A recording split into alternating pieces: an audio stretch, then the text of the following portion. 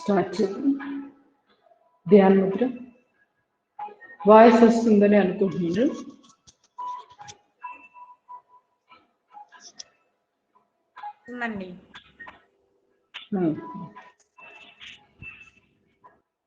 Prayer చేద్దాం. Deep breathing.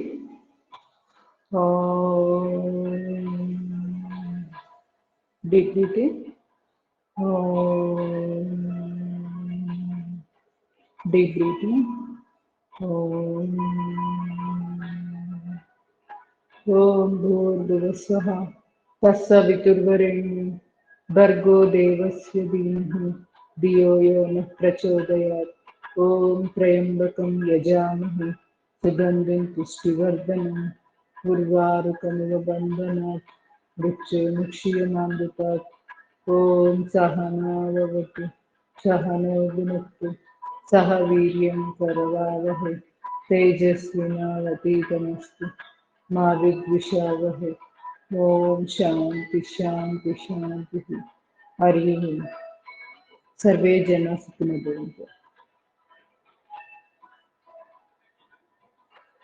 Kayakalp position 1 2 3 4 5 6 7 8 9 10 11. Ashwini Mudra రోజశ్వాస.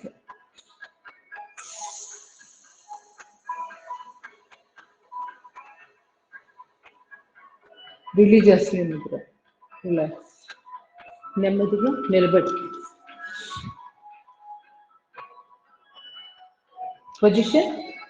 Ashwini Mudra 1 2 3 4 5 6 7 8 9 10 11. Ashwini Mudra రోజశ్వాస.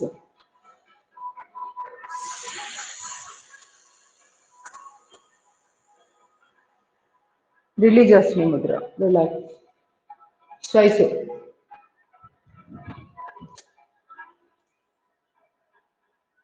నా video వస్తుంది ఇప్పుడు దాకా. వేరే వాళ్ళకి నాకు థింగ్ అయింది. కృష్ణవేణి గారు మీరు జస్ట్ మైక్ మీద టచ్ చేసి సరిపోయింది. అంటే మీరు మీ దాంట్లోకి ఎలా ఉంటుంది అంటే పిన్ అయిపోతారు. లేకపోతే మీరు మెయిన్ వస్తాము. మీకు నేనే కనపడ్డాను స్క్రీన్ మీద. మిగతా వాళ్ళు అవునా? నాకు మీది వచ్చింది స్క్రీన్ మీద. నేను ఇప్పుడే చూశాను. అదే లేదు ఒక అంటే మామూలుగా ఎవరిది అంటే పిన్ను మీది వచ్చింది. నాకు పిన్ అంటే మెయిన్ స్క్రీన్ మీద మీది కనపడుతుంది. మాట్లాడాలనుకున్నట్టు జస్ట్ మైక్ మీద టచ్ చేస్తే సరిపోద్ది. మిగతా అవన్నీ పెద్ద మనం పిన్ చేయక్కర్లేదు. అంటే స్క్రీన్ ని టచ్ చేయకుండా మైక్ ఒకటే చేసింది. మరి కొంతమందికి రావట్లేదు అట్లా పిన్ను. మీదొకటి శేష్ కుమార్ అంటే మీ ఇద్దరివి పిన్స్ వస్తాయి నాకు. అంటే మీది మెయిన్ వచ్చేస్తుంది స్క్రీన్ మీద మాట్లాడేది. మళ్ళీ ఇప్పుడు రాలా. ఓకే, డైరెక్షన్ మార్చి చేయాలి కదా.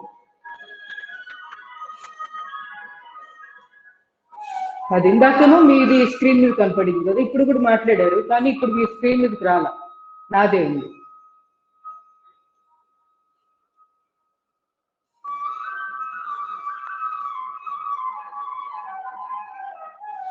Again, right side.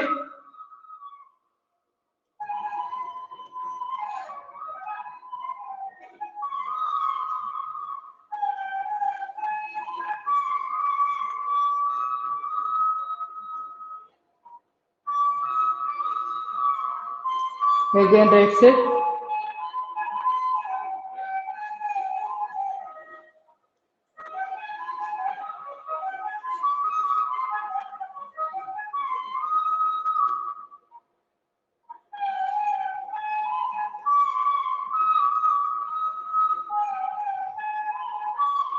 స్లోలీ గమనించండి. కళ్ళు మూసుకొని కాళ్ళ కిక్కలు ఎక్కడైతే నొప్పి వచ్చిందో ఆ భాగాన్ని గమనిస్తూ అక్కడికి శక్తి ప్రసారం పంపిస్తూ రిలాక్స్.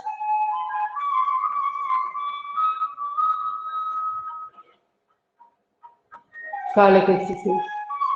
నడుమి చేతులు left leg 2 3 4 5 6 7 8 9 10.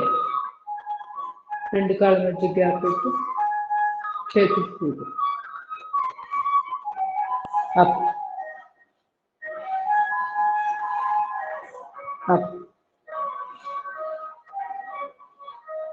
Up up up. Slowly relax. కాళ్ళ మధ్య gap. Deep breathe in, breathe out. Left right 3 4 5 6 7 8 9 10. నడిమి చేతులు పూర్తిగా లెఫ్ట్. ఈ రోజు మ్యూజిక్ అని మీ వాయిస్ రెండు ఈక్వల్ సౌండ్ వస్తున్నాయండి. కొంచెం దగ్గర ఇలా చెప్పండి, లేకపోతే నాకు తెలియదు. ఎందుకంటే నా చెవిలో బ్లూటూత్ పెట్టుకొని ఉన్నాను కదా, అర్థం కాదు. సరిపోయింది. ఎప్పుడైనా కూడా చెప్పాలి ఇట్లానే, లేకపోతే అనవసరంగా క్లాస్ అంతా డిస్టర్బెన్స్. బాగానే ఉంది మేడం. ఇప్పుడు ఈ వాయిస్ చూడండి, లేకపోతే ఇంకా వాల్యూమ్ తగ్గించమంటే తగ్గిస్తాం. ఒక 2 minutes చూస్తే అర్థమవుతుంది. మ్యూజిక్ అంత వినిపించట్లేదు మేడం. మ్యూజిక్ ఉన్నా మరీ ఎక్కువ లేకుండా, ఎక్కువ వద్దు అంటే మళ్ళీ కామెంటరీ నేను మాట్లాడేటప్పుడు మీకు వినపడదు కదా, వాయిస్ బ్రేక్ అవుతుంది. రాత్రి మెయిన్ ఏదో అది లైవ్ ఇచ్చారు, లైవ్ లో కూడా అదే మ్యూజిక్ మేడం. 3 hours లో అయిందే మ్యూజిక్, అదే మ్యూజిక్ ఇప్పుడు పెట్టింది కూడా అయిందే. అవును, అదే అదే అదే. నిన్నటిది ఎలా ఉంది మ్యూజిక్? నేను విందాం అనుకున్నాను, మర్చిపోయాను. రికార్డెడ్ వీడియో లేట్గా వచ్చింది నాకు. క్లాసు నిన్న మ్యూజిక్ కంఫర్ట్ గా లేదా? వినిపించినట్టు లేదు మేడం. ఇవాళ స్టార్టింగ్ ఉంది, బాగుంది అనిపించింది. నిన్నటి మ్యూజిక్ మెడిటేషన్ స్పెషల్. ఇప్పుడు ఫస్ట్ వినిపించింది కానీ ఇప్పుడు వినిపించట్లేదు మేడం. మ్యూజిక్ వాల్యూమ్ తగ్గించారు కదా, వినిపించట్లా. అస్సలు వినిపట్లేదా?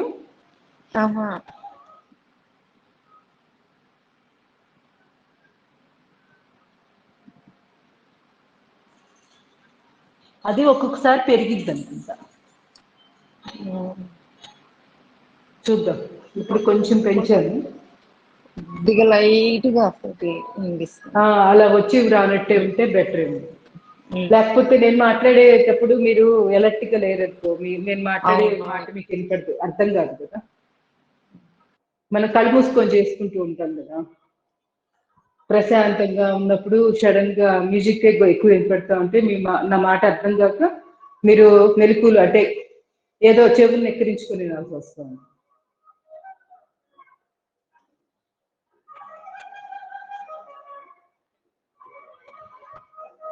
నిన్నటిది చాలా స్పెషల్. మహాత్మా బాబాజీ ఆయనది మెడిటేషన్ మ్యూజిక్ అన్నమాట. ఏకమేవ ద్వితీయం అని చెప్పి ఇంకా ఆ మంత్రం ఆయన స్పెషల్. ఆ మంత్రాన్ని అలా జపిస్తూ ఉంటారన్నమాట 3 hours.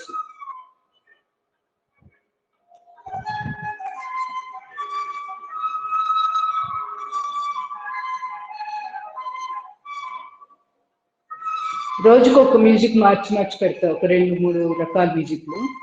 ఏది బాగుందో చెప్తే అదే ఎక్కువగా యూజ్ చేస్తే సరిపోతుంది. బోర్ కొట్టుకుని ఉంటుంది అని రోజుకొకటి పెడదామని అనుకుంటున్నాను. ఇప్పటికి 2 సెలెక్ట్ అయినాయి. ఆ 2 ఇదొకటి పత్రిజీ గారికి, అది. ఇంకేమైనా మంచిగా ఉంటే మీరు కూడా నాకు పంపించండి, అంటే డిస్టర్బెన్స్ లేకుండా క్లాస్కి ప్లెజెంట్గా మనం వింటున్నప్పుడు హాయిగా ఉండాలి. ఇప్పుడు ఎక్కువగా ఉంది సౌండ్?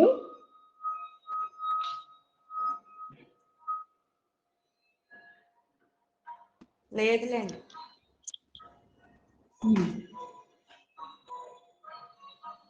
ఒకసారి వస్తుంది, ఒక్కోసారి ఒక్కోసారి కొంచెం బాగా తగ్గిపోతుంది. వాళ్ళది అది వాళ్ళ దగ్గరే తక్కువగా. కొంచెం ఇందాక బాగా వినిపించింది, ఇప్పుడు మళ్ళీ లో వినిపిస్తుంది, అలా వస్తుంది. బాగానే ఉంది. కానీ డిస్టర్బెన్స్ ఉంటే మాత్రం చెప్పండి, తగ్గిన పర్వాలేదు కానీ పెరగకుండా ఉంటేనే బెటర్. మన యోగా పక్కకి వెళ్ళకుండా ఉంటుంది. అంటే నా మాటలు వినపడడం ఫస్ట్ ఇంపార్టెంట్ కదా.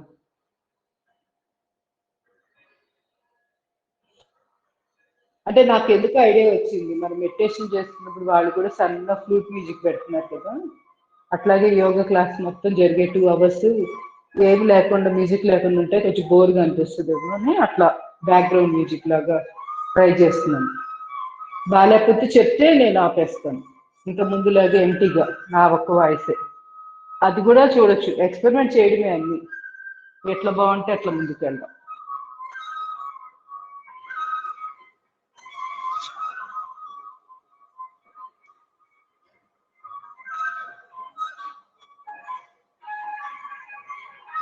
తిరియక్ భుజంగాసనం తప్పనిసరిగా చేయండి. స్పైన్ సమస్యలు ఉన్న వాళ్ళు మరి ముఖ్యంగా చేయాలి.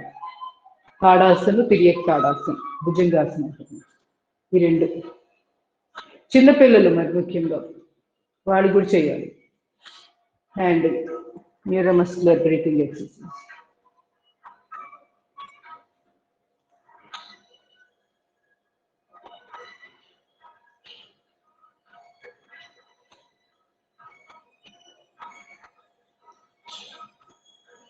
రెండు చేతులు బాడీ పక్కగా శ్వాస తీసుకొని శ్వాస వదిలేసి ఎదురుగా.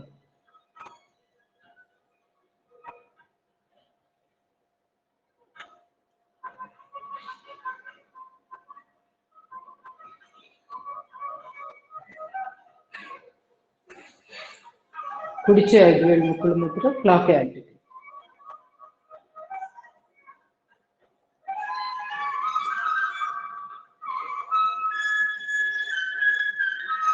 రివర్స్.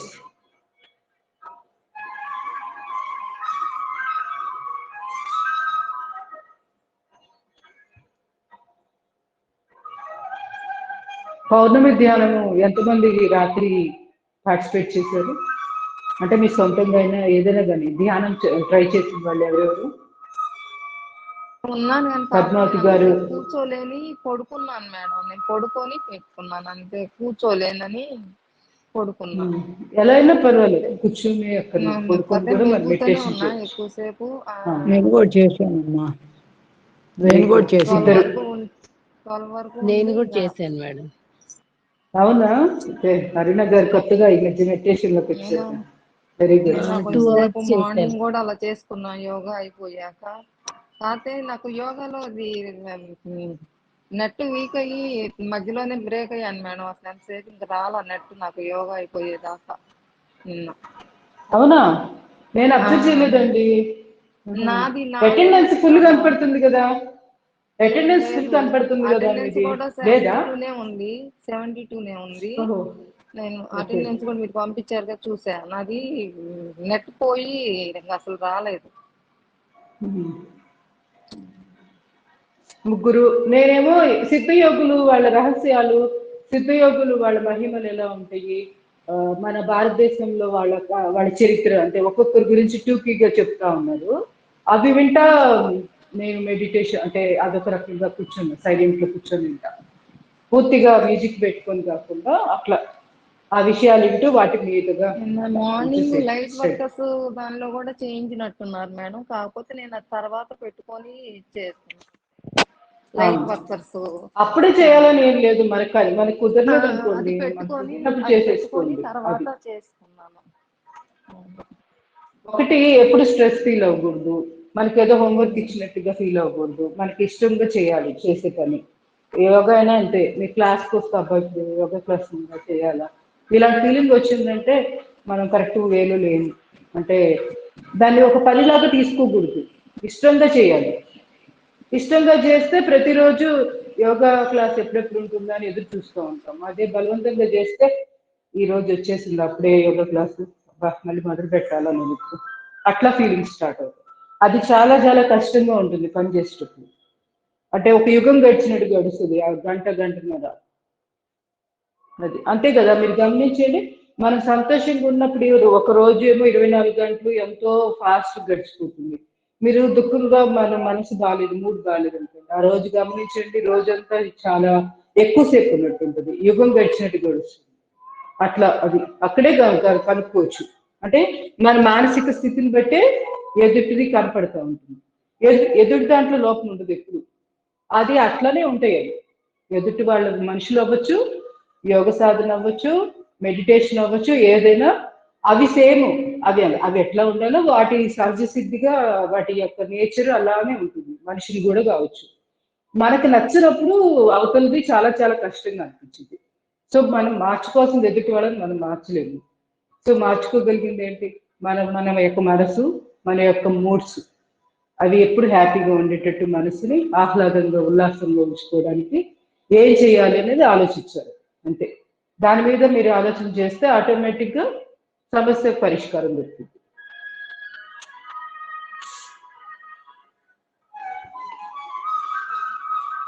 పొద్దున్నే లేవాలి. ఇప్పుడు టార్గెట్స్ ఉంటాయి కదా, ఆ టార్గెట్స్ లో మీకు ఏది కష్టంగా ఉందో వాటిని ఇష్టంగా చేస్తున్నా, నేను చాలా ఇష్టంగా నేను లేవాలి ఇప్పుడు అలా అనుకుంటూ మన మైండ్ని మనం ట్యూన్ చేయాలి ప్రతిరోజు. ఫస్ట్ లో మనకి బలవంతంగా ఆర్టిఫిషియల్ గా అనుకున్నట్టుగా ఉంటుంది, కానీ అలా అనే కొద్ది అలవాటు అయిపోయి మైండ్ కూడా బోర్ అయిపోయింది, లే ఇంకా నిద్రలే అని తెలియకుండా లోపల సబ్ కాన్షియస్ మైండ్ తంతా ఉంటుంది, ఇట్లా కొట్టిద్ది, ట్యాప్ చేస్తూ ఉంటుంది. మనకు తెలియకుండా సడన్ గా మెలకు వస్తుంది అనమాట కొన్ని రోజులకి అట్లా. అందుకని ప్రతిరోజు బలవంతంగా మనము అనుకోవడమే, నేను లేవాలి, పొద్దున్నే లేవాలి, యోగా చేయాలి, స్వాధ్యాయం చేయాలి, మెడిటేషన్ చేయాలి, మంచి ఫుడ్ తీసుకోవాలి, వాటర్ బాగా తాగాలి, ఇట్లా 100 అనుకోవచ్చు అనమాట. మనకి నచ్చినవి ఏదో ఒకటి మనకి ఆరోగ్యకరంగా ఉండేవి పనిగట్టుకొని అనుకోవడమే ఫస్ట్ లో. ఆ తర్వాత మీరు స్పెషల్గా అనుకోవాల్సిన పని లేదు. మీ మైండ్ లో రింగ్ తిరిగిపోతా ఉంటుంది, సబ్ కాన్షియస్ మైండ్ లో రివైండ్ అయిపోతా ఉంటుంది. మీరు ఒక వారం 10 రోజులు బలవంతంగా అనుకున్నవి ఆ తర్వాత మీరు అనుకోకపోయినా లోపల ఆలోచనలు నడుస్తూ ఉంటాయి. సబ్ కాన్షియస్ పవర్ అదే.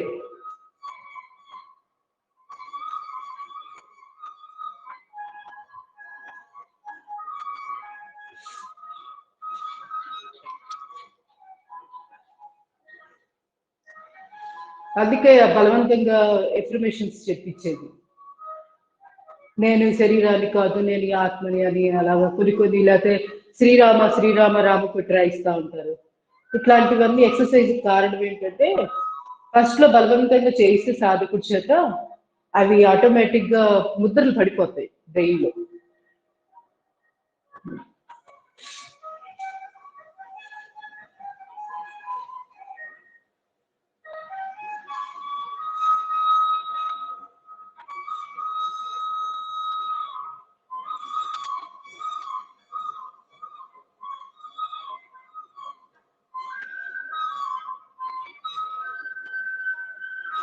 విజువలైజేషన్ టెక్నిక్ కూడా అంతే. విజువలైజేషన్ ఫస్ట్ లో బలవంతంగా మనము ఎఫర్మేషన్స్ చేస్తూ విజువలైజ్ చేస్తున్నట్టు ఫీల్ అవుతూ ఉంటే తర్వాత నిజంగా విజువలైజేషన్ జరిగిపోతూ ఉంటుంది, మన ప్రయత్నం అక్కర్లేదు ఇంకా. విజువలైజేషన్ చెప్పడం వల్లే మాకు తొందరగా మెడిటేషన్ బాగా ఇదైంది మేడం. మీ దగ్గర యోగాలో బాగా అలవాటు పడ్డాం కదా దానికి, అందువల్ల మెడిటేషన్ లో తొందరగా పట్టుకోగలిగాం నాకైతే. అది కూడా ఉంటుంది. బాగా గుర్తు చేసుకుంటాం. మీరు ఎప్పుడు చెప్తుంటారు కదా విజువలైజేషన్ ముందు అది చేసుకుంటే త్వరగా ఇది వస్తుంది, అట్లా బాగా అది పడింది నాకు మైండ్ లో. ఇంకా అట్లా బాగా అలా ఏదో ఒకటి మనకి ఒక దాన్ని ఆధారంగా చేసుకుంటే ఈజీగా ఉంటుంది. రామకృష్ణ పరమహంస కూడా అదే అంటారు కదా, గుంజ లాంటి దేవుడిని ఆధారంగా చేసుకొని గిరగిర తిరిగే ఉంటుంది, ఎప్పటికీ పడవు, కింద పడే అవకాశాలే ఉంది. ఆధారం లేకుండా తిరగండి గుండ్రంగా, కొంతసేపు తిరుగుతాం మన సామర్థ్యం ఉన్నంత వరకు. ఆ తర్వాత ఏం జరుగుతుంది? కళ్ళు తిరిగి పడిపోతాం కదా. అదే మీరు గుంజ సపోర్ట్ తీసుకుని తిరగండి, పడే అవకాశం ఉంది, మీరు ఎంతసేపు అయినా తిరగండి. అట్లాగే భగవంతుడు ఆయన యొక్క ఆ మంత్రాన్ని జపం చేస్తూ లేకపోతే ఆయన తత్వాన్ని గుర్తు చేసుకుంటాను, లేకపోతే యోగ సాధనలో మనం నేర్చుకున్న కొన్ని సాధన యొక్క పద్ధతులు కొన్ని అవి గుర్తు చేసుకుంటూ ఏదో విధంగా ఒక ఆధారాన్ని ఏర్పరచుకోవాలి. ఎందుకంటే ప్రతి జ్ఞానము భగవంతుడే. మనం ఏదైతే తెలుసుకుంటామో కొత్త విషయాలు అన్ని భగవంతుని స్వరూపమే అది. సో ఇక్కడ భగవంతుడు అంటే ఓన్లీ శ్రీరామ లేకపోతే కృష్ణ అని అనుకోవడము, ఓము అంతవరకే కాదు. ప్రతి సౌండ్ మనకి నాలెడ్జ్ అది. సో మీరు ఏదైతే విన్నారో మీకు అవన్నీ దాంట్లో మీకు ఏదైతే మనసు కట్టుకుందో దాని గురించి గుర్తు చేసుకోవడమే. అదే మంత్రం జపం, అవే అన్ని మారిపోతాయి. అందుకని ఆధారం పెట్టుకోవాలి ఏదో ఒకటి. తర్వాత ఆధారం కూడా పోతుంది. ఆధారం పోయి కూడా ఇక్కడ న్యాచురల్ గా నిలబడిపోతాం అన్నమాట ఆ స్థితిలో. అయితే అప్పటిదాకా కొంచెం సపోర్ట్ తీసుకోవాలి. అది గురువు సపోర్టివ్ అని చెప్తారు. గురువు అంటే అక్కడ ఏం కాదు, గురువు చెప్పే ఆ మంచి విషయాలు, అంతేగాని గురువు కాదు. పర్టికులర్ గా గురువుని ఊరికే స్మరిస్తూ అంటే బలవంతంగా గుర్తు రాకపోయినా గురువుని మనం స్మరించాలేమో అనుకోకూడదు. వాడు చెప్పే మాటలు గుర్తు చేసుకోవడం అంతే.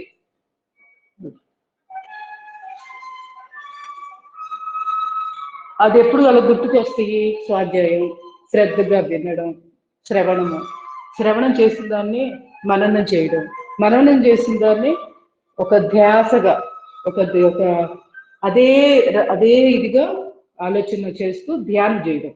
ఈ మూడు కలిస్తే ఆంతరంగిక సాధన అంతే.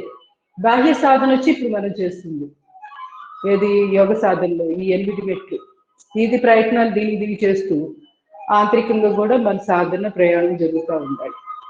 రెండు కలుస్తాయి ఒకరోజు, అప్పుడు అద్భుతమైన మార్పు మనిషిలో. సో లేదు నా 5000 ముక్కుల ముద్ర వెన్నుకొస్తుంది. ఎట్లా బహిరంగ సాధన ఇంపార్టెంట్. ఎందుకంటే ఈ పంచభూతాలతో కూడుకునే శరీరము మన కంట్రోల్లో ఉండాలి. అప్పుడే మనం ఏదైనా సాధించగలుగుతాం. శరీరం అంతా ఆరోగ్యం తగ్గిపోయాక మీరు ఎంత సాధనైనా చేయండి, ఎంత శక్తులైనా కూడబెట్టుకోండి, అవి మనకి అక్కడికి రావు. అందుకని ఈ శరీరాన్ని ఆరోగ్యం ఉంచుకుంటేనే మనకి ఏమైనా సిద్ధులు కానీ తెలియని ఒక అతీంద్రియ జ్ఞానం వచ్చినప్పుడు మన శరీరం తట్టుకోగలుగుతుంది, ఆ జ్ఞానాన్ని తట్టుకోగలుగుతుంది. సో అందుకోసం తప్పనిసరిగా బహిరంగ అంతరింగ రెండు సాధనాలు సైమల్టేనియస్ గా చేయాలి. పర్ఫెక్ట్ గా ఒకటయ్యాక ఒకటి చేస్తాను అంటే మన జీవితం సరిపోదు. ఇది గుర్తుపెట్టుకోవాలి. రెండు సైడ్ బై సైడ్ జరిగిపోతూ ఉండాలి. యోగా సాధన చేస్తూ మెడిటేషన్ టైం స్పెండ్ చేయాలి. అప్పుడు సోల్కి ఫుడ్ దొరుకుతుంది. ఎందుకు? ఈ శరీరం నడిచేది ఆత్మతత్వం వల్లే కదా. ఆత్మ యొక్క ఆ శక్తి మన శరీరంలో లేదు, ప్రవాహం లేదు. శరీరము ఇంచు కూడా కదలదు. మనం మనసులో అనుకోగానే ఈ చెయ్యి లేపాలి, కాలు పక్కకి జరపాలి అనగానే జరిగిపోతున్నా అంటే కారణం ఏంటి? చైతన్య శక్తి వల్ల. మనలో ఆత్మ తాలూకు చైతన్య శక్తి ప్రవాహం వల్లే మనం అనుకోగానే అక్కడ ఆ మూమెంట్ శరీరం ద్వారా ఇవ్వగలుగుతున్నాం. అటువంటి ఆత్మ దాని క్వాలిటీని కూడా మనం పెంచాలి. ఆత్మ క్వాలిటీ ఎప్పుడు తగ్గదు, కాకపోతే మన ఇంద్రియాల ద్వారా బయట వ్యక్తం అయ్యేటప్పుడు తగ్గిపోయినట్టు కనపడుతుంది. ఏ విధంగా అయితే మార్చిపోయిన అద్దంలో మన మొహం చూసుకుంటే మన యొక్క ప్రతిబింబం క్లియర్గా కనపడదు. కారణం ఏంటి? అక్కడ అద్దం యొక్క సామర్థ్యం తగ్గల, అద్దం మీద దుమ్ము పడింది. ఆ దుమ్ముని కనుక మనం తుడి చేసాం అనుకోండి, అప్పుడు మన యొక్క ఫేస్ బాగా కనపడుతుంది అద్దంలో క్లియర్గా.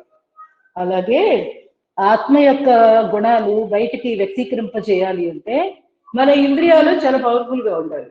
మెయిన్ మనస్సు సూక్ష్మంగా ఉండాలి. బుద్ధి కూడా అంతే. బుద్ధి కూడా చాలా చాలా సూక్ష్మంగా స్థిరంగా ఉండాలి. అప్పుడే ఆత్మ తాలూకు దివ్య గుణాలన్నీ కూడా మనం ఎంజాయ్ చేయగలుగుతాం. మనలో ఉన్నవన్నీ వ్యక్తీకరించగలుగుతాం, బయటకి ప్రాక్టికల్ గా వాటిని మనం ఇంప్లిమెంట్ చేయగలుగుతాం. లేకపోతే దాని గుణం మన మనలో ఉంటుంది.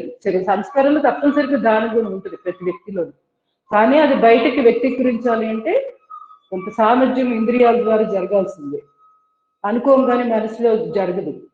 దానికి ఆ స్టామినా మనము అదంతా సాధన చేసినప్పుడే బయటకి వ్యక్తీకరించబడింది ఆ బుద్ధి, అంటే ఆ యొక్క సంస్కారం. లేకపోతే అడుగులో అది కప్పివేయబడి ఉంటుంది అనమాట ఆ గుణం. అంతేగాని ఆత్మ బలహీనాలు, ఆత్మ బలంగా ఉండడం ఏమి ఉండదు. ఆత్మ ఎప్పుడూ ఒకటేగా ఉంటుంది, దాన్ని మనం మార్చేది ఏమి ఉండదు.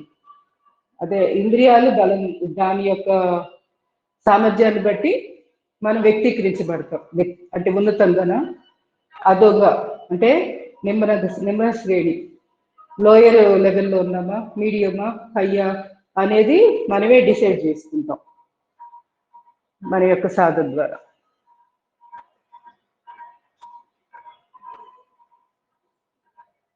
స్లోలీ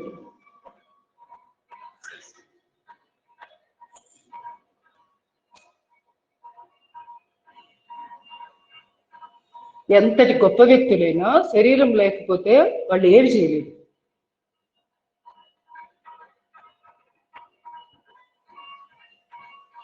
చివరికి మోక్ష సాధన కోసం శరీరం ఉండాల్సిందే. సూక్ష్మ శరీరంతో మెడిటేషన్స్ చేయలేరు.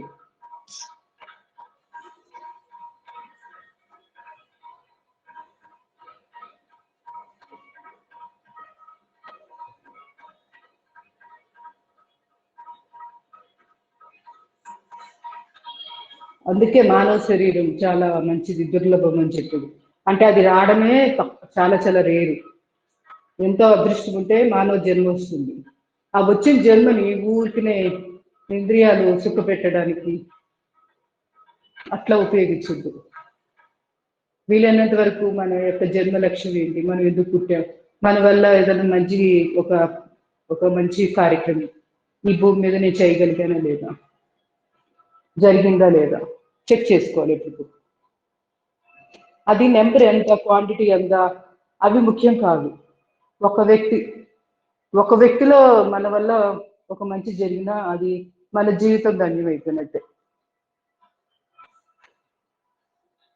అంతేగాని కొన్ని లక్షల మంది ఎంతో మందిని ఇన్ఫ్లుయెన్స్ చేస్తేనే సక్సెస్, లేకపోతే ఆ నెంబరు తక్కువ మంది కదా మనకుంది, అట్లా కాదు.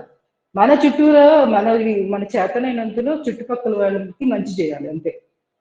ఆటోమేటిక్గా ఆత్మతత్వము, దానికి సంబంధించిన గుణాలు మనలో బయటకి వ్యక్తీకరించబడతాయి. అది మనకి చాలా ఉపయోగపడుతుంది. ఆత్మ జ్ఞానం సంపాదించడంలో చాలా చాలా ఉపయోగపడుతుంది.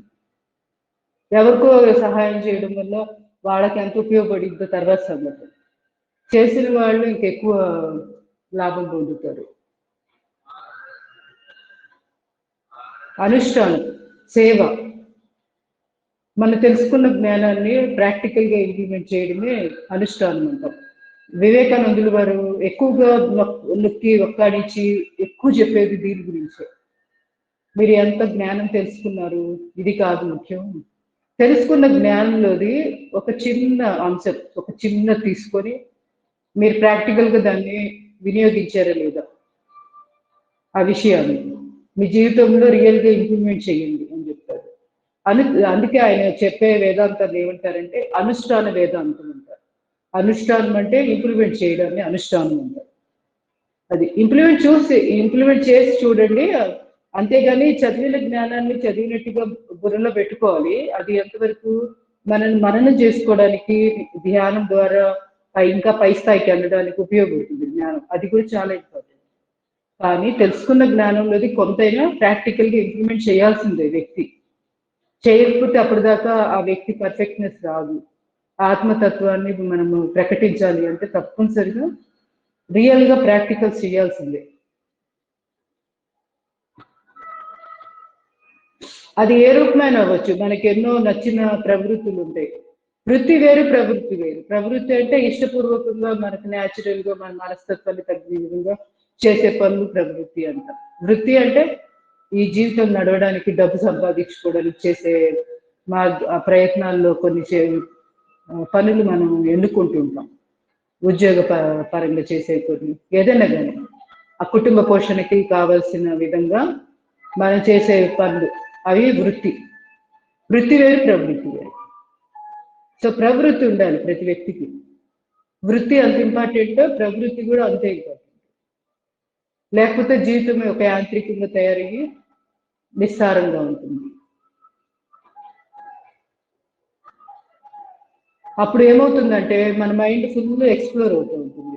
లేకపోతే గదిలో పెట్టి బంధించిన ఒక పిల్లిలాగా ఉంటుంది మనసు. అప్పుడు ఏదో ఒక రోజు రివర్స్లో ఎదురు తిరుగుతూ ఉంటుంది. అందుకని సాధన ఎలా ఉండాలంటే చాలా సహసిద్ధంగా, ఫ్రీగా, స్వేచ్ఛగా ఉండాలి సాధన. మన మైండ్ని కట్టడి చేసినట్టుగా ఉండకూడదు. అది ఎప్పుడు సాధ్యమవుతుందంటే మన అభిరుచికి తగ్గట్టుగా మన ప్రవర్తన ఉన్నప్పుడు మాత్రమే సాధ్యం. మనం ఏదైతే చేస్తున్నామో మనసవాచి కర్మణ త్రికరణ శుద్ధిగా చేయడమే దీనికి మార్గం. త్రికరణ శుద్ధిగా చేయాలంటే మనం చేసే పనులు ఎన్నుకోవడంలో ఉంటుంది. మన మనసుకి ఏం నచ్చుతుంది, మన బుద్ధికి, మన మనస్తత్వానికి నచ్చే పనులు కూడా కొన్ని చెయ్యాలి. అక్కడ డబ్బు సంపాదనే పూర్తిగా జీవితం ధ్యేయంగా పెట్టుకోకూడదు. అది జీవిత ధ్యేయం అది ఉండాలి, కానీ అది ఒక పార్ట్ జీవితంలో, అంతేగాని జీవితమే అది అయిపోకూడదు.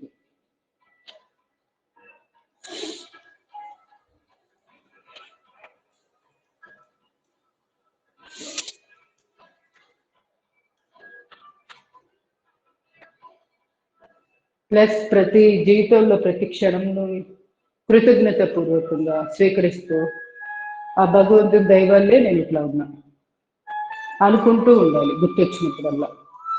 లేకపోతే ఈ మాత్రం కూడా నా పరిస్థితి ఉండేది కాదు.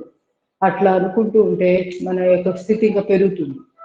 లేకపోతే ఎప్పుడు కూడా ఎక్కడ వేసిన గొంగళి అక్కడేలాగా జీవితం అసలు చేంజ్ అనేది ఉండదు. కృతజ్ఞత అనేది చాలా చాలా ఎన్నో జీవులు మండే జీవన్ముక్తిలో కూడాను సంపద సమృద్ధి గురించి మెడిటేషన్ చేయించారు మేడం రామాచారి గారు, శ్రీనివాస్ గారు. అది కూడా బాగుంది అనిపించింది. మొన్నంటే 2 days back Monday madam, Monday okay జీవన్ముక్తి కదా. నేను చూడలేదు, మర్చిపోయాను. బాగుందా? అది కూడా బాగుంది అనిపించింది మేడం.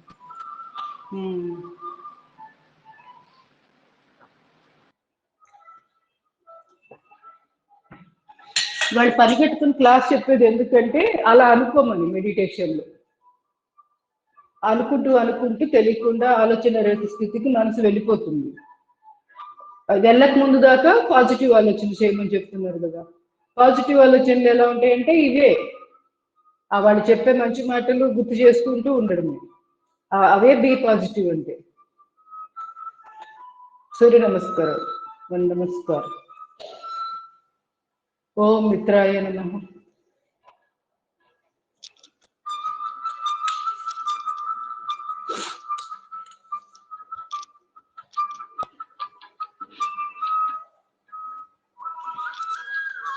మెడిటేషన్ చేయమని ఈ కామెంటరీ ఇస్తున్నారు, అట్లా ఇట్లా అని కొంతమంది కామెంట్స్ చేయొచ్చు.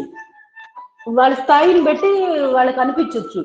అంటే వాళ్ళ కామెంటరీ లేకపోయినా మెడిటేషన్లో కూర్చుండే స్థాయి వస్తే వెళ్ళిపోవచ్చు. అదేం పెద్ద సమస్య కాదు. తప్పు పెట్టాల్సిన పని లేదు. ఎందుకంటే సాధకుడికి అలవాటు అయిన దాకా పాజిటివ్ ఆలోచనలు ఎలా చేయాలి, పాజిటివ్ థింకింగ్ ఎలా ఉంటుంది, మెడిటేషన్లో కూర్చున్నప్పుడు మనం ఎలా ఆలోచన చేయాలి, ఇవన్నీ నేర్పడమే మనకి గైడెడ్ మెడిటేషన్. దాన్ని తక్కువ అంచనా వేయకూడదు. అది వెరీ వెరీ ఇంపార్టెంట్. ఇందా చెప్పుకున్నాం కదా, ఒక ఆధారం పెట్టుకోవాలి. ఎప్పుడైనా ఆధారం లేకుండా చేసే సాధన ఎప్పుడొకప్పుడు సాధకుడు కింద పడతాడు. సపోర్ట్ ఉండాల్సిందే. ఓం రవయ్య నమః.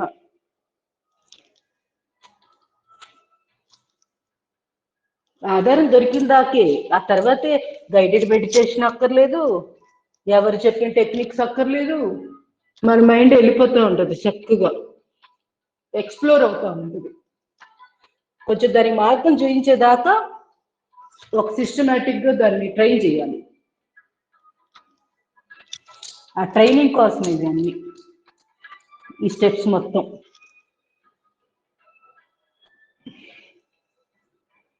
ఎందుకంటే ఎన్నో జన్మలు తీసుకొని ఒక సంస్కారాలు, అరిషడ్ వర్గాలతో కూడుకున్న సంస్కారాలతోటి బయటకు వచ్చాము. జన్మలు తీసుకుంటూ ఉంటాం కదా. ఓం సూర్యాయ నమః. సో అందుకోసమని బలవంతంగా ఇవన్నీ మనము అడాప్ట్ చేసుకోవడం ఉద్దేశాలు.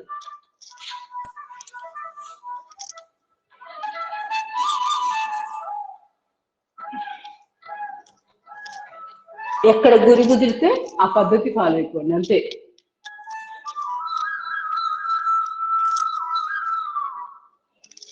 గురి ఇంపార్టెంట్, ఎవరు చెప్పారనేది ఇంపార్టెంట్ కాదు. అక్కడ వినంగానే మనసుకి హత్తుకుందా మనకి అది మన కోసమే వచ్చినట్టు అంతే ఆ జ్ఞానం. ఓం భానవే నమః.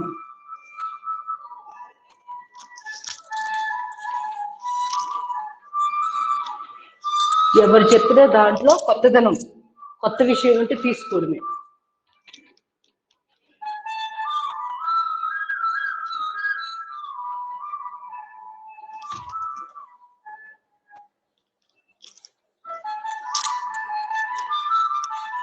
బావిలో కప్పలాగా నమ్మిన సిద్ధాంతానికే కట్టుబడి ఉంటారు అన్నట్టు అది కొన్నిట్లో ఇంప్లిమెంట్ చేయాలి, కొన్ని సందర్భాల్లో. అన్ని సందర్భాలకు పనికిరాదు అది. ఓం ఖగాయ నమః. కొత్త జ్ఞానము, కొత్త విషయాలు, కొత్త ఏదైనా మన జీవితానికి ఉపయోగపడుతున్నాయి అనుకుంటే తప్పనిసరిగా స్వీకరించాల్సిందే. నేను ఆ గురువు గారిని నమ్ముకున్నాను, లేకపోతే ఈ పద్ధతిని నమ్మాను, సో నేను వేరే మంచి మాటలు ఎవరు చెప్పినా ఇంక నేను వినను, నేను అటు వెళ్ళను, నాకు అవసరం లేదు, ఇలాంటి ఆలోచన ఉండకూడదు. అది సంకుచిత మనస్తత్వం కింద మారిపోతుంది. ఈ చిన్న చిన్నవి చిన్న చిన్న తేడాలు అవి కనుక తేడా కనుక్కొని వాటికి అనుగుణంగా మనం కనుక ప్రవర్తిస్తే ఇంకా మనకు తిరిగి ఉండదు. చాలా మంది ఏమనుకుంటారంటే నేను గురుగారిని నమ్ముకున్నాను, ఇంకా ఆయన చెప్పినవే వింటా, నేను ఇంకా వేరే వాళ్ళు చెప్పినవి నాకు వినపడుతున్నా నేను వినను, చెవులు మూసుకుంటాను, నాకు అవసరం లేదు, ఇలాంటి ఆ మనస్తత్వంతో ఉంటారు. అలా ఉండకూడదు. ఓం పూష్ణే నమః. ఎవరు చెప్పినా ఆ భగవంతుడు ఆ పర్టికులర్ వ్యక్తి ద్వారా చెప్పిస్తున్నాడని ఫీల్ అయ్యి వినాలి. సంకుచితంగా క్లోజ్డ్ మైండెడ్ తోటి మనకి ఎదుగుదల ఉండదు. ఎప్పుడు కూడా కప్పు ఖాళీగా ఉంచాలి. కప్పు అనే మనస్సుని ఖాళీగా ఉంచుకుంటే కొత్త కొత్తగా విషయాలు, కొత్త కొత్త జ్ఞానం తెలుసుకునే అవకాశం ఉంటుంది. ఆల్రెడీ నాకు అంతా తెలుసు అనుకుంటే ఎంత మంచి విషయాలు మన దృష్టికి వచ్చినా మన మనసుకి ఎక్కువ. అందుకని ఖాళీ కప్పులాగా ఉంచుకోవాలి మనసుని అని చెప్తారు. స్వీకరించాలి ప్రతిదీ. ఓం హిరణ్య గర్భాయ.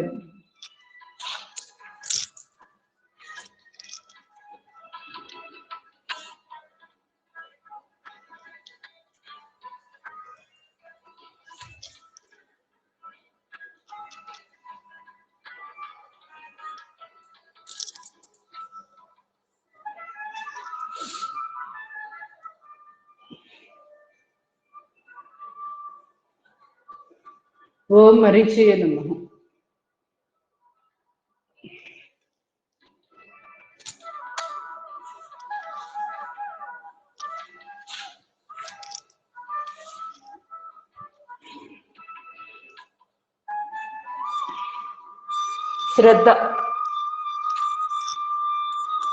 శ్రద్ధ కలిగి ఉంటే తిరుగులేదు ఆ వ్యక్తికి.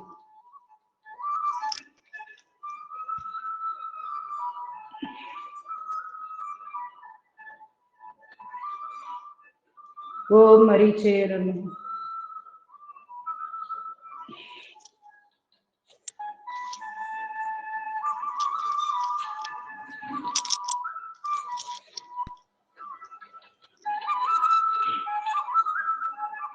శ్రద్ధవాన్ లభతే జ్ఞానం. మన జ్ఞానం రావాలి అంటే శ్రద్ధ కలిగి ఉండాలి.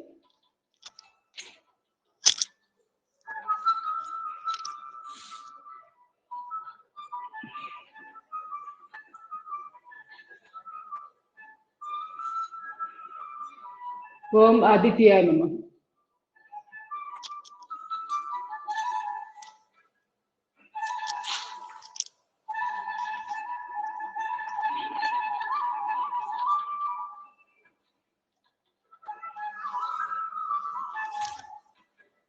శ్రద్ధ మనము రోజు ప్రదర్శించే కొద్ది జ్ఞానం పట్ల అవ్వచ్చు, గురువు పట్ల అవ్వచ్చు, ఎప్పుడైతే ఆ శ్రద్ధ ప్రాక్టీస్ చేస్తూ ఉంటామో ఆటోమేటిక్గా వ్యక్తిలో ఒక చక్కటి ధైర్యం వస్తుంది. ఓం సవిత్రే నమః. లాస్ట్కి ఆ ధైర్యమే మనల్ని ముందుకు నడిపిస్తూ ఉంటుంది.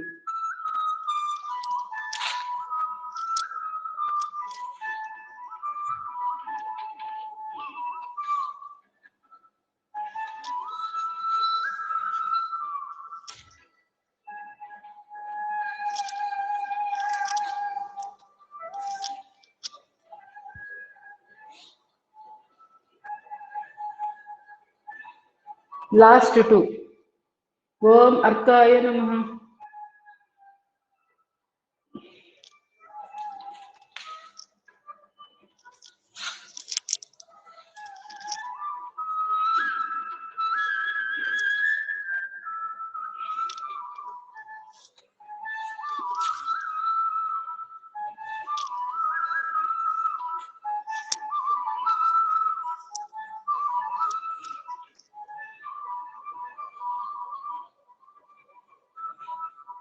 లాస్ట్ 1.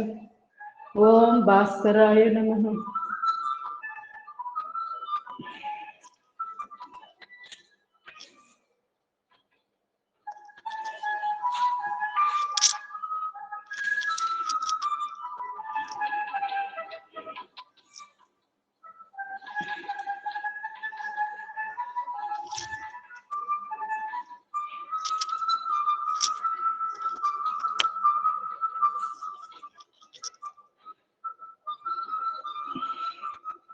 Slowly relax.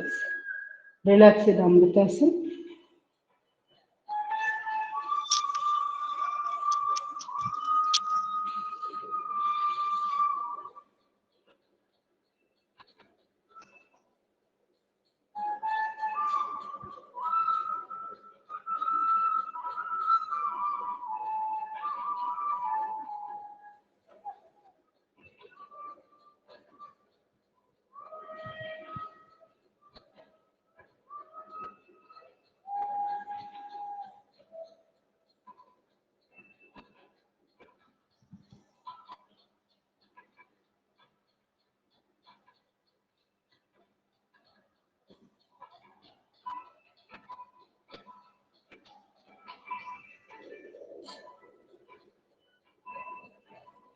అరికాళ్ళు నుంచి మెదడులోని భాగాల వరకు న్యూరాన్స్ ఉంటాయి.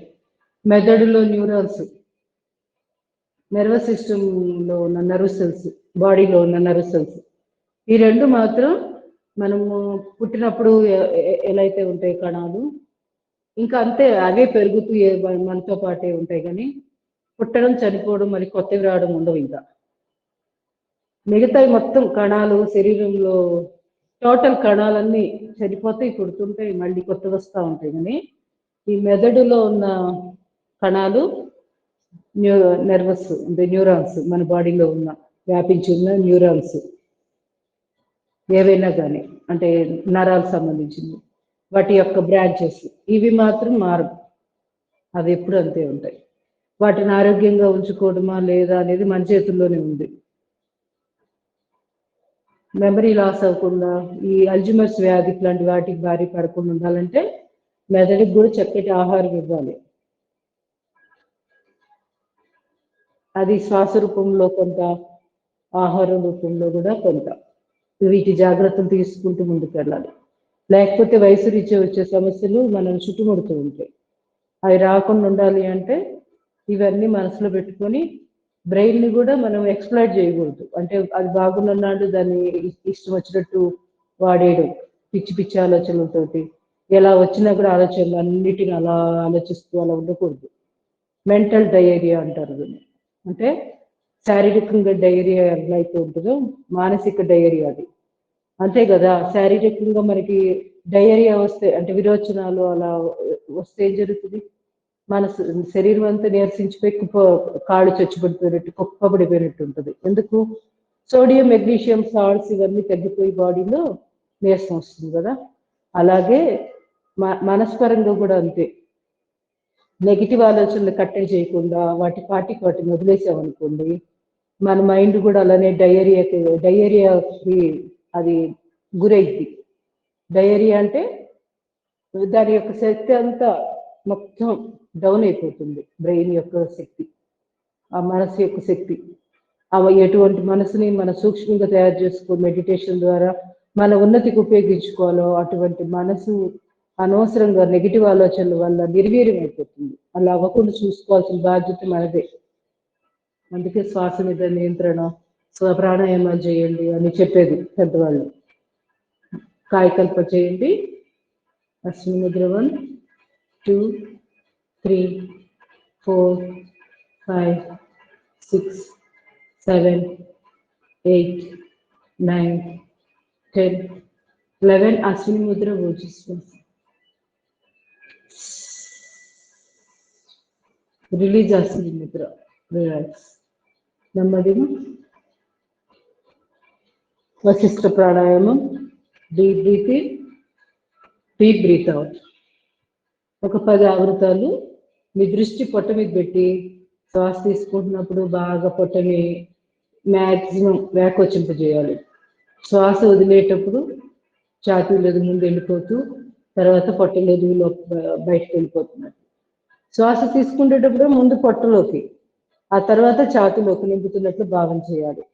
ఫస్ట్ ఇన్ లాస్ట్ అవుట్ అంటే ఫస్ట్ ఏదైతే శ్వాసని మనం నింపామో అక్కడి నుంచి తర్వాత ఛాతీలోకి వచ్చింది కదా, లాస్ట్ ఇన్ ఫస్ట్ అవుట్.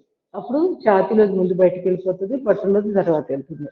ఏ విధంగా అయితే పప్పు డబ్బాలో మనము తినే చక్రాలు అవ్వచ్చు, లేదా అదే కారపూస చిట్లు కానీ ఒక బిస్కెట్లు కానీ ఒక డబ్బాలో వేసామనుకోండి, ఫస్ట్ వేసింది ఎప్పుడు వస్తుంది? లాస్ట్ తీస్తాం, అంతే కదా. లాస్ట్ పెట్టింది డబ్బాలో లాస్ట్ వేసిన బిస్కెట్ ఎప్పుడు వస్తుంది? మనం తీసుకోవాల్సి వచ్చినప్పుడు మొదట తీస్తాం. అలాగే శ్వాసను కూడా అంతే, ముందుగా పొట్టలోకి నింపుతూ ఛాతీలోకి నింపాలి. వదిలేటప్పుడు ఛాతీలోది ముందు బయటకు పంపించి తర్వాత పొట్టలోది బయటకు పంపిస్తున్నట్లు విజువలైజ్ చేసుకోవాలి. అప్పుడు అలానే జరిగింది.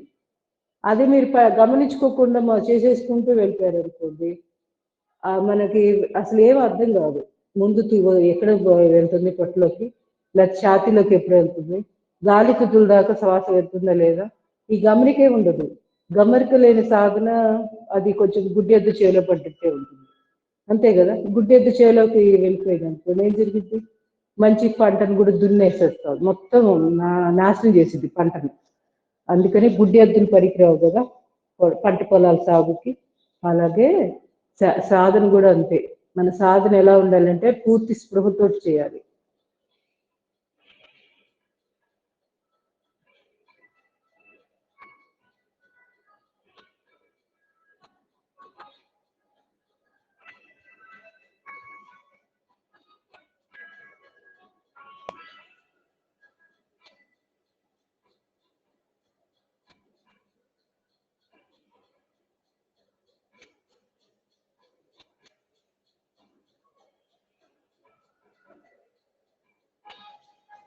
Slowly relax. నెమ్మదిగా మర్కటాసనం చేద్దాం.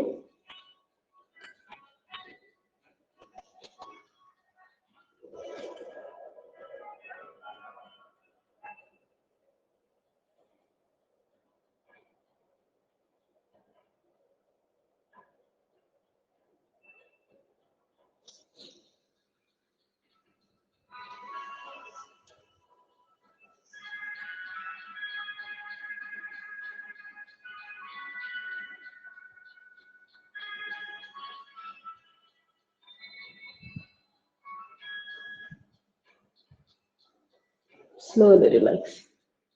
Second position. ఆసనాలు చేస్తున్నప్పుడు నేను ఎక్కువ కామెంటరీ ఇవ్వట్లేదు, ఎందుకంటే రోజు చెప్తున్నదే కదా అని. మీకు ఏదైనా అర్థం కాకపోతే తప్పనిసరిగా అడగండి, నేను చెప్తాను.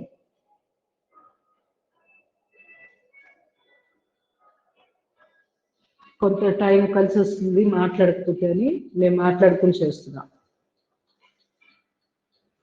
మాట్లాడే కొద్ది ఏమవుతుందంటే అక్కడే ఆగిపోతుంది.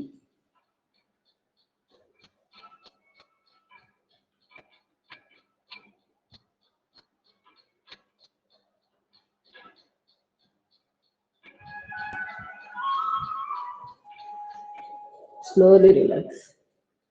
థర్డ్ పొజిషన్ చేయండి.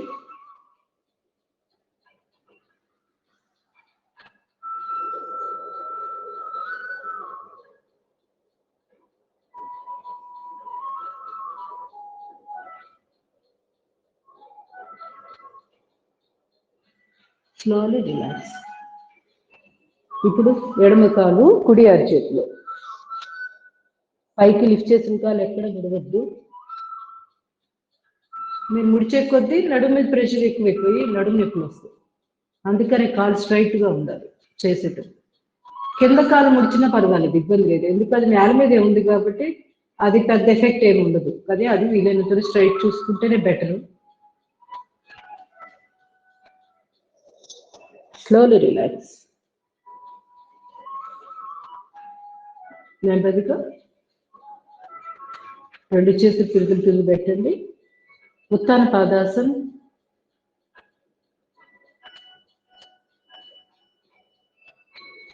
పొత్తి కడుపు అక్కడ ఉన్న కండరాలు ఆరోగ్యంగా ఉండాలి అంటే తప్పనిసరిగా ప్రతిరోజు ఉత్తాన పాదాసనం చెయ్యాలి. మీకు ఎంత వీలైతే అంతే, 1-1.5 అడుగు అంత మీజీ ఎక్కువ ఎత్తి లేపే కొద్దీ చేసేది ఉపయోగమే ఉండదు. హైట్ పెరిగే కొద్దీ పొత్తి కడుపు మీద ప్రెషర్ ఉండదు, అందుకని కొంచెం హైటే లేపాలి.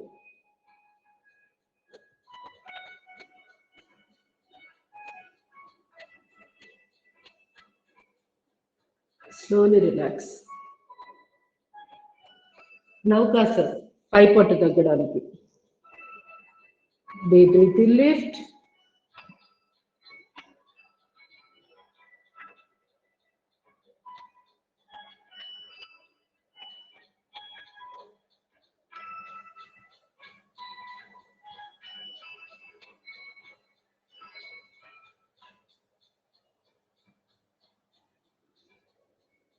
Slowly relax.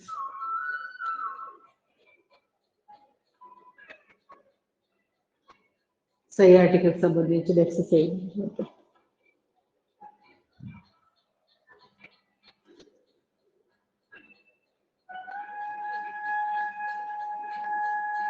ఆపోజిట్ డైరెక్షన్ లో ప్రెజర్ ఇస్తూ పైన కాల్ని కిందకి నెడుతున్నాం, కిందన్న కాల్ని రెండు చేతులు ఇంటర్లాక్ చేసి మన వైపుకి లాగుతున్నాం. ఈ రెండు ఆపోజిట్ డైరెక్షన్ లో వర్కౌట్ అవుతున్నప్పుడు హిప్ రీజియన్ దగ్గర మీరు అబ్జర్వ్ చేయొచ్చు, రిలీఫ్ వస్తూ ఉంటుంది. పెయిన్ ఏదన్నా అక్కడ లోయర్ బ్యాక్ పెయిన్ ఉన్నా మంచి రిలీఫ్ వస్తుంది. సయాటిక్ కూడా చాలా చాలా బాగా ఉపయోగపడుతుంది. ఎప్పుడైతే తింటి భాగం ఆరోగ్యంగా ఉంటుందో సయాటిక్ నొప్పులు కూడా ఆటోమేటిక్ కంట్రోల్కి వస్తాయి. సయాటిక్ అనే కాదు, మోకాళ్ళ నొప్పులు కూడా అన్నిటికీ వర్తిస్తుంది. మనం చేయవలసింది తింటి భాగం ఆరోగ్యంగా ఉంచుకోవడం అంతే. దానివల్ల దైనిక సమస్యలు కూడా ఎన్నో కంట్రోల్కి వస్తాయి. అందుకే తింటికి సంబంధించిన ఆసనాలు వ్యాయామాలు ఎక్కువ చేయాలి ఆడవాళ్ళు.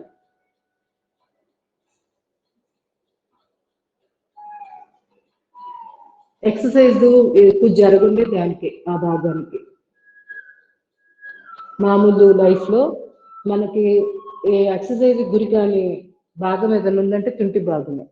అందుకే దాన్ని యోగలో కంపల్సరీగా గుర్తుపెట్టుకొని అక్కడే మనం ఆ భాగానికి ఎక్కువగా వ్యాయామం చేసుకోవాలి. సెకండ్ది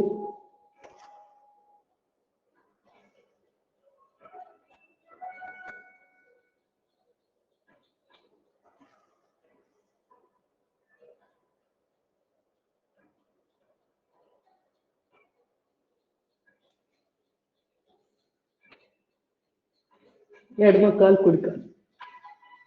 సమయభావం వల్ల నేను కొంచెం తొందరగా ముగిస్తున్నట్టున్నాను. ఒకవేళ మీకు నేను ఫాస్ట్గా వెళ్ళిపోతున్నాను అనిపిస్తే మీరు ఆగిపోయి ఎక్కువ సార్లు చేసుకోండి మీకు నచ్చినవి. నన్నే ఫాలో అవ్వాలని ఏం లేదు.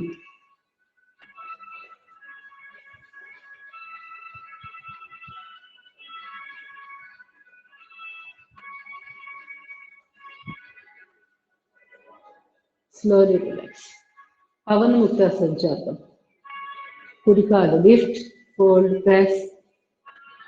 నడుము ఇప్పుడు ఇక్కడతో అయిపోయింది. అసలు ఇక తల ఎక్కాలని ఆలోచన చేయొద్దు. మిగతా వాళ్ళు మాత్రం ముక్కును మోకాలు తగిలించండి. అద్భుతమైన వ్యాయామం అనగా ఆసనమైన ఏదైనా కానీ అట్లా చెప్పుకోవచ్చు. ఇంకెక్కువ లాభం ఉంటుంది.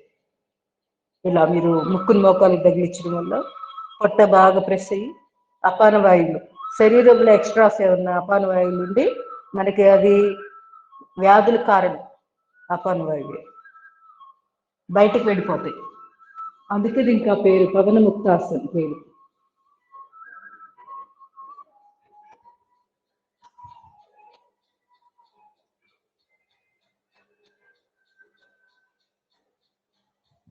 శరీరంలో ఎక్కువ జబ్బులకు మెయిన్ కారణం అపాన వాయువు ఆరోగ్యంగా లేకపోవడమే.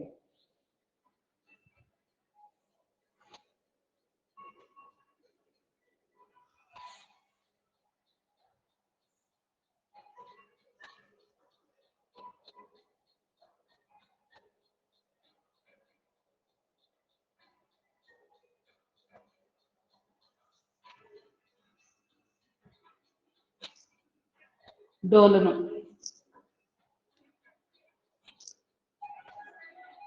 వీపు వెన్నుపూస మసాజ్ జరిగిపోతూ ఉంటుంది. మనకి ఇంకొక రెండో వ్యక్తితో అవసరమే ఉండదు మసాజ్. వెన్నుపూస మనకు మనమే ఇట్లా ఈ విధంగా డోలనం చేస్తూ వెన్నుపూసను మసాజ్ చేసుకోవచ్చు.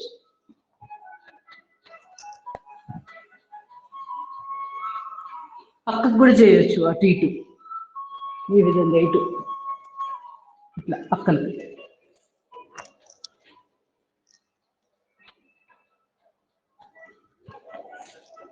ఇలా స్లోలీ రిలాక్స్. పొర్లు దండాలు కూడా చేయొచ్చు. కాడు చాపి దేవుడి గుళ్ళో పొర్లు దండాలు చేస్తారు కదా, ఆ విధంగా అక్కడికక్కడే ఇటొకసారి దండడు. ప్లేస్ తక్కువగా ఉన్నప్పుడు ఇక్కడిక్కడే చేసుకోవచ్చు, అదే ప్లేస్లో ఉంది.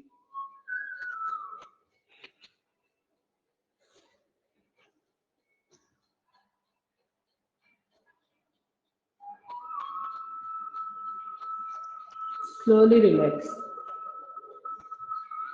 యష్టికాసన్ పూర్తిగా స్ట్రెచ్ చేయడమే బాడీని.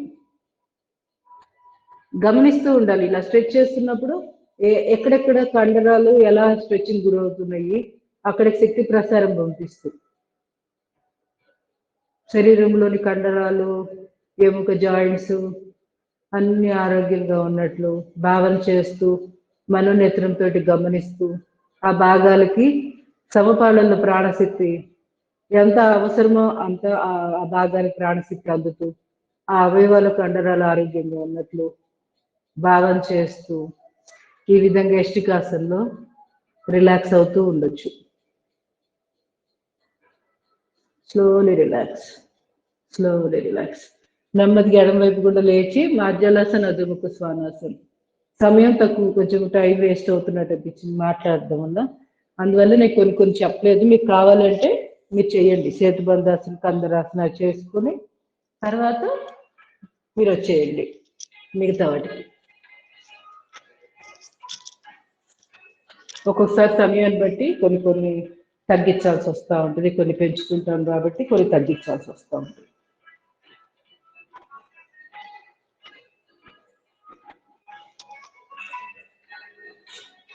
తప్పనిసరిగా ప్రాణాయామాలు మాత్రం రోజు ఒక 20 నిమిషాల నుంచి అరగంట పాటైనా చూసుకోండి సాధనలో భాగంగా.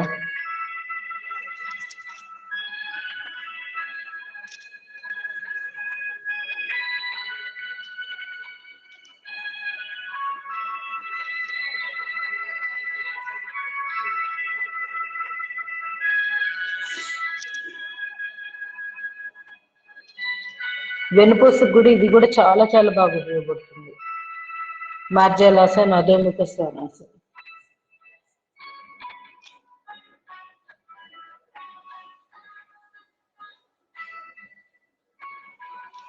Slowly relax. కుడి చేయి ఎడమకు.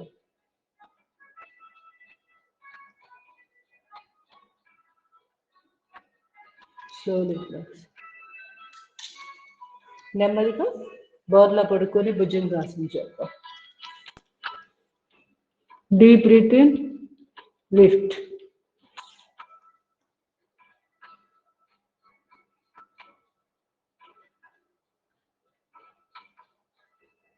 Slowly relax. సెకండ్ పొజిషన్ మోచేతులు కూడా నేల మీద ఉంచి ఛాతీ పక్కన డీప్ బ్రీత్ ఇన్, లిఫ్ట్.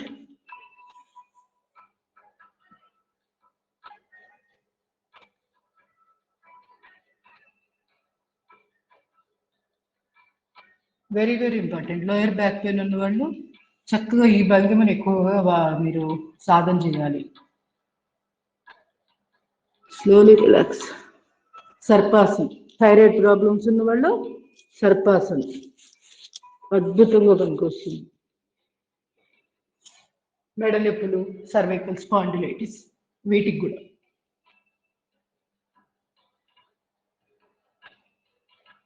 విశుద్ధ చక్రం యాక్టివేట్ అవుతుంది ఈ భంగిమలో. రెండు చేతులు పెరుగుల మీద. Deep breath, lift.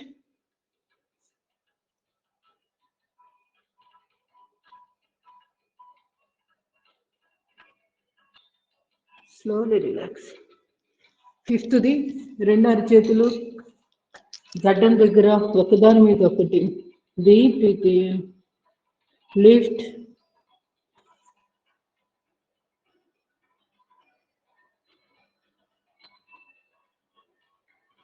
Slowly relax. Slowly relax. నెమ్మదిగా శలభాసనం చేద్దాం. పిడికిలు బిగించి కాలి గజ్జల దగ్గర పెట్టి ఈ పిడికిల బలంతో ఎంత వీలైతే అంత కాళ్ళు లిఫ్ట్ చేస్తూ రెండు కాళ్ళతోటి ఒక్కొక్కటి రెండు కాళ్ళు కలిపి చేస్తూ సయాటిక్ చాలా చాలా మంచి రిలీఫ్ వస్తుంది. Right leg up.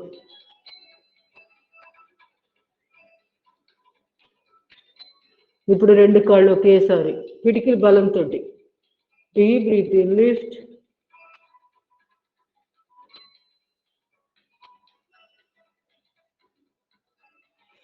Slowly relax. కుడి చేయి ముందు ఎడమ చేయి వీటి మీద. డీప్ బ్రీత్ ఇన్, కుడి చేయి ఎడమ కాలు లిఫ్ట్.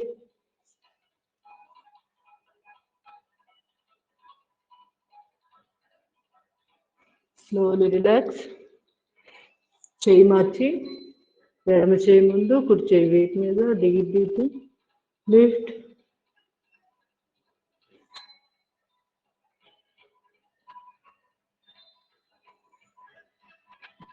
Slowly relax. రెండు చేతులు వీపు వెనుకాల మణికట్టు దగ్గర పట్టుకొని డీప్ బ్రీత్ ఇన్, లిఫ్ట్.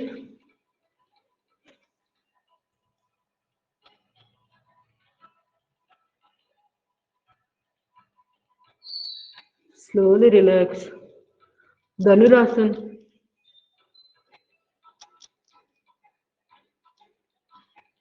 ఈ భంగిమలో ఉండిపోండి చేయలేని వాళ్ళు. ఈ మాత్రం చేయగలిగినా చాలా చాలా మంచిది. వయసు రీత్యా ధనురాసనం చేయలేకపోవచ్చు. అలాంటి వాళ్ళు ఈ భంగిమలో ఉండిపోవాలి. చేస్తున్నట్టు విజువలైజ్ చేసుకోండి. ధనురాసనం చేస్తున్నట్టుగా. ఏది చేయలేని వాళ్ళు. చేయగలిగిన వాళ్ళు రియల్గా చేయాలి. Deep breathe in, lift.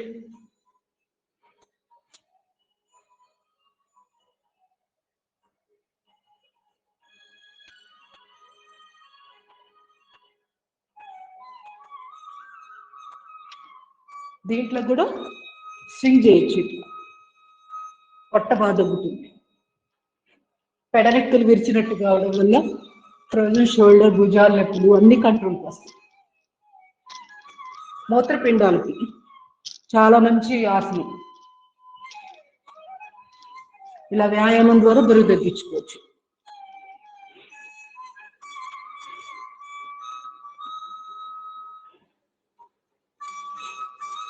Slowly relax.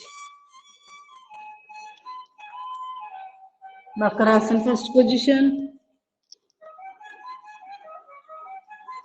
ప్రశాంతంగా ఎక్కడైతే నొప్పులు ఉన్నాయో మనోనేత్రంతో ఆ భాగాల్ని గమనిస్తూ అక్కడి ప్రాణశక్తి ప్రవాహం కరెక్ట్గా సమపాళ్లలో పంపిస్తున్నట్లుగా భావన చేస్తూ రిలాక్స్.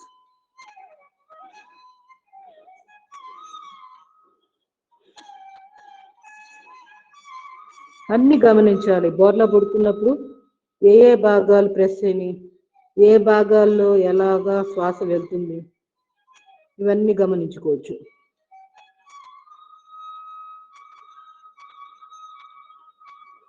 ఊపిరితిత్తుల ద్వారా శ్వాస ఎలా నడుస్తుంది ఇవి గమనిస్తూ ఉండాలి.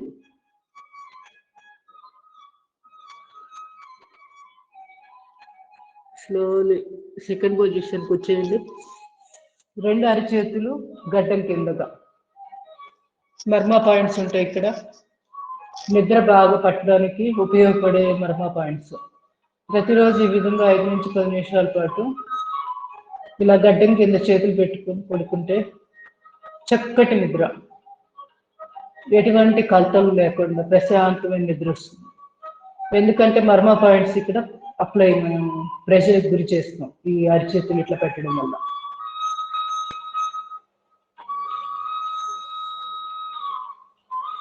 ప్లస్ నెగిటివ్ ఆలోచనలు ఆటోమేటిక్గా తగ్గిపోతాయి. బీపీ కూడా కంట్రోల్కి వచ్చేస్తుంది. మోకాళ్ళు ముడవగలిగితే ఇంకా మంచిది, కానీ ఏది బలవంతంగా చేయొద్దు.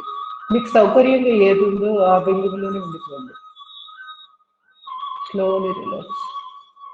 ఈ విధంగా నిద్రపోయే ముందు తప్పనిసరిగా చేయాలి 2. Makarasana first position, second position 2. కాళ్ళ పిక్కలు కూడా బలంగా ఉంటాయి. కాళ్ళ పిక్కల్లోనే ఉంది ఆయువు పట్టు అంతా. పిక్కలు అటు మనకి సంకోచ వ్యాకోచాలు సమానంగా కరెక్ట్గా సమయానికి వ్యాకోచించుకోవడం సంకోచించుకోవడం లేదనుకోండి, అవి చిక్కబడుతూ ఉంటాయి. పిక్కలు చిక్కబట్టినప్పుడు రక్త ప్రసారం సరిగ్గా అందదు, వాళ్ళకి సమస్యలు మొదలయ్యేది అలాగా. అందుకని ఎప్పుడైనా కూడా నాభిస్థానం కింద భాగంలో పిక్కలకు చాలా చాలా ఇంపార్టెన్స్ ఉంది. మనకి ఒక ఆయువు పట్టు అనమాట పిక్క బలం అంటారు. పిక్కల్ని బలంగా ఉంచుకోవాలి. దాంట్లో భాగంగా మకరాసనం అద్భుతంగా ఉపయోగపడుతుంది. మర్ము కింద ఫస్ట్ పొజిషన్, పిక్కలు చిక్కబట్టడం తగ్గిపోతుంది.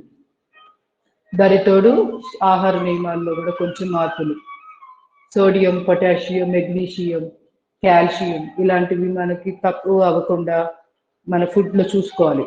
నువ్వులు, అవిసె గింజలు, ఇంకా అరటిపండు, పాలకూర, ఆకుకూరలు ఏవైనా కానీ ఇవన్నీ రోజు మన ఆహారంలో ఉండేటట్టు చూసుకోవాలి.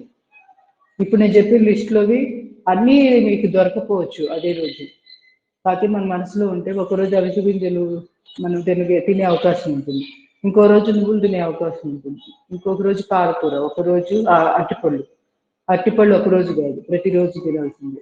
ఇది నియమంగా పెట్టుకోండి. ఏ పండ్లు తినకపోయినా అరటిపండు తిని తప్పనిసరిగా మన ఆరోగ్యాన్ని చాలా చాలా బాగా చూసుకోవచ్చు. అరటిపండు మించింది లేదు అంతే. మిగతా ప్రతి పండులోనూ ఏదో ఒక నెగిటివ్ ఉంది. అరటిపండ్లు అసలు అట్లాంటిది లేనే లేదు. తప్పనిసరిగా ప్రతిరోజు 2 అరటిపళ్ళు, పొద్దున పూట సాయంకాలం 2 అరటిపళ్ళు తప్పనిసరిగా తీసుకోండి. ఆ రోజుకి సరిపడా పొటాషియం, మెగ్నీషియం అద్భుతంగా బాడీకి అందుతుంది. పిక్కలే కాదు, కండరాలు పట్టేయడం అన్నీ తగ్గిపోతాయి. Slowly relax. సింహక్రియ చేసేద్దాం. తప్పనిసరిగా నీరుని కూడా అంతే. నీరు తాగే విధానం చాలా చాలా రోల్ ప్లే చేస్తుంది. తప్పనిసరిగా చప్పరిస్తూ తాగండి. లాలా జలాన్ని మనం సద్వినియోగం చేసుకోవాలి.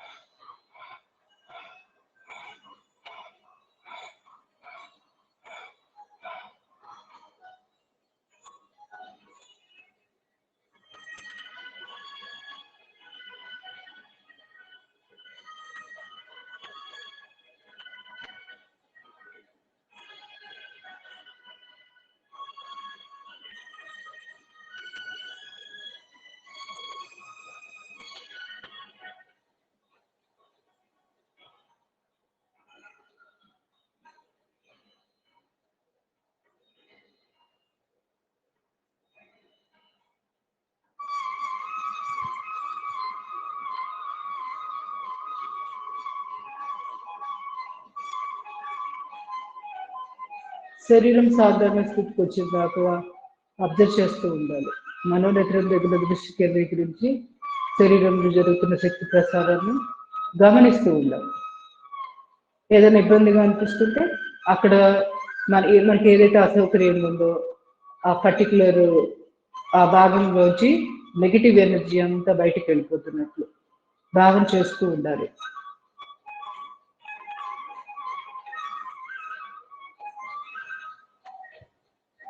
Slowly relax. నెమ్మదిగా neuromuscular breathing.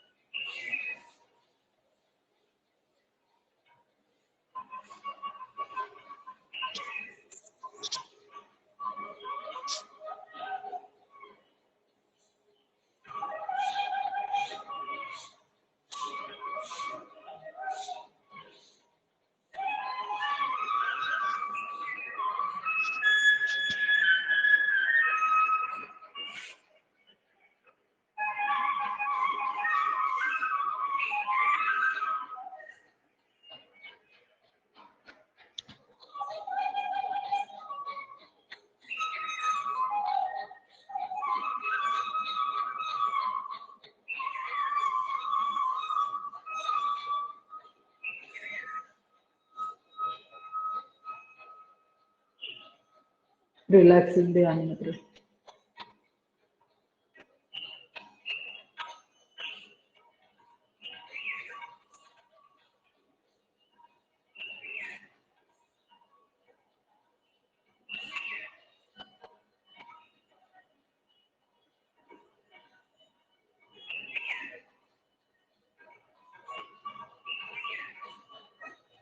Deep breathe in, double breathe out. వెంటనే శక్తి చక్కగా పుంజుకుంటుంది. ఏదన్నా మీకు ఇంకా స్తబ్దతగా ఉంది, నెక్స్ట్ చేయడానికి మీకు శరీరం సహకరించినప్పుడు మనము డీప్ బ్రీతింగ్ తీసుకొని రెండు సార్లు డబుల్ బ్రీత్ అవుట్ చేయాలి. ఈ విధంగా చేయగానే మిరాకిల్ జరిగింది. మళ్ళీ నార్మల్గా వచ్చేస్తాం. మనం అలానే ఉండిపోకూడదు. అప్పుడు మనకి యోగ సాధన ముందుకు జరగదు. దేనికి సైలెన్స్ లో కూర్చుండేటప్పుడు కూర్చోవాలి. మెడిటేషన్ చేసేటప్పుడు అది ట్రాన్స్డెంటల్ స్టేజ్ లోకి వెళ్తాం. అదే స్టేజ్ ని ప్రతిసారి అప్లై చేద్దాం అని అనుకోకూడదు. యోగా చేస్తున్నప్పుడు యోగా చేయాల్సిందే. దీనికి పురుషార్థం చేసాం అనుకోండి, ఈ శరీరం ఆరోగ్యంగా ఉంటుంది. అందువల్ల దీన్ని తక్కువ అంచనా వేయకూడదు. అందుకోసమని ఈ ట్రిక్ మనము ఎప్పుడు ఫాలో అయిపోవాలి. ఎట్లా డీప్ బ్రీతింగ్ తీసుకోవాలి, శరీరం అంతా ఇలా టైట్ చేస్తాం. తర్వాత డబల్ బ్రీత్ అవుట్, నోటితోటి అనొచ్చు లేదా ముక్కు ద్వారా డబుల్ బ్రీత్ అవుట్. అప్పుడు శరీరం అంతా శక్తి, లైఫ్ ఫోర్స్ ఎనర్జీ ప్రతి కండరంలోకి, ఎముక జాయింట్స్ లోకి, మొత్తం టోటల్ బాడీ అంతా అలా వెళ్ళిపోయి రిలాక్స్ చేయాలి. వెంటనే నెక్స్ట్ వాటికి వెళ్ళిపోగలుగుతాం. బాహ్య ప్రాణాయామం ఎక్కడ ఏది చేయాలో సందర్భాన్ని బట్టి ముందుకు వెళ్తాం. అది ఆ సమయంలో మనం పాటించాలి.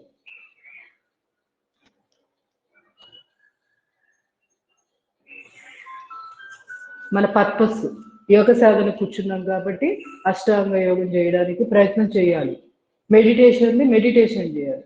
అనుకోకుండా ఒక్కోసారి మెడిటేషన్ దాంట్లోంచి బయటికి రాలేని మానసిక స్థితి ఉన్నప్పుడు బలవంతంగా కూడా యోగ చేయకూడదు. అది ఆ డెసిషన్ అనేది ఎవరికి సాధకుడు, ఎవరి మానసిక స్థితి, శారీరక స్థితిని బట్టి డిసైడ్ అయిపోవాలి.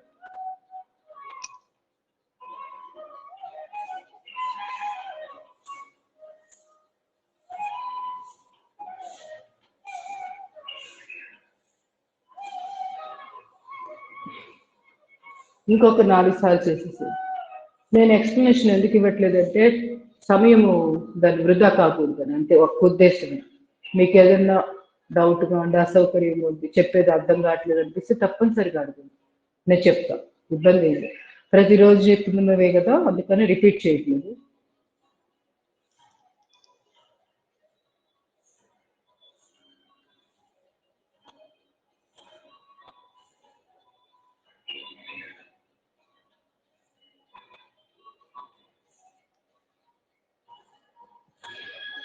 ప్రశాంతంగా ఎంత ఎక్కువసేపు చేస్తే అంత మంచిది. ఒక్కొక్క విడత అంటే మనం చేసే బాహ్య ప్రాణాయామం డ్యూరేషన్ ఎంత పెరిగితే అంత మనకి బాగా కుదురుతున్నట్టు అనమాట. బాహ్య కుంభకంలో ఎక్కువసేపు ఉండడానికి ప్రయత్నం చేయండి, ఎందుకంటే ఇటువంటి అవకాశం మళ్ళీ మళ్ళీ దొరకదు మనకి. బాహ్య కుంభకాలు చేసేది కేవలం బాహ్య ప్రాణాయామంలోనే ఎక్కువ చేసే అవకాశం ఉంటుంది.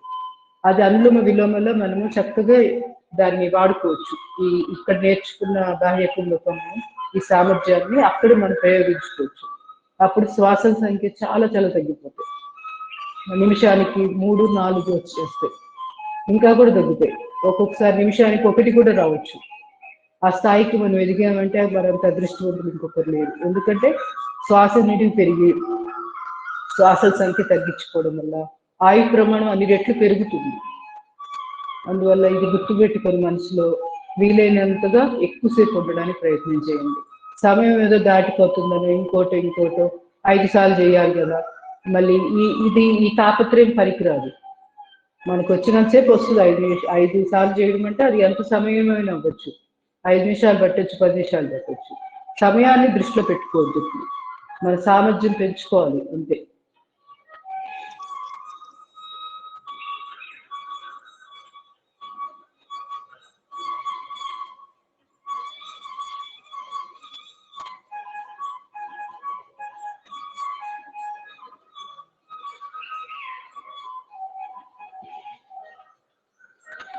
గైనిక్ ప్రాబ్లమ్స్ ఉన్నాయి, తప్పనిసరిగా రోజు చేయండి, 21 సార్లు చేయండి.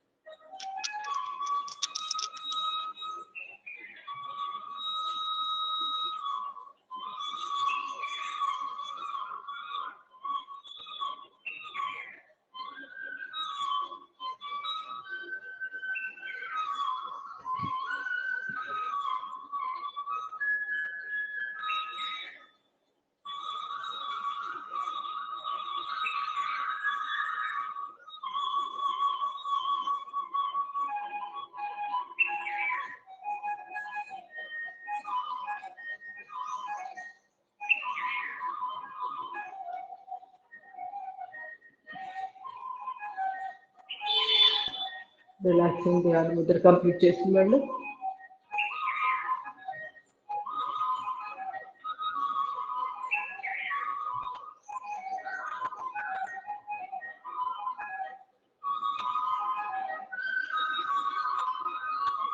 శరీరం సాధన తీసుకొచ్చిన వాళ్ళు నెక్స్ట్ ఉజ్జయి ప్రాణాయామం చేసుకోవాలి.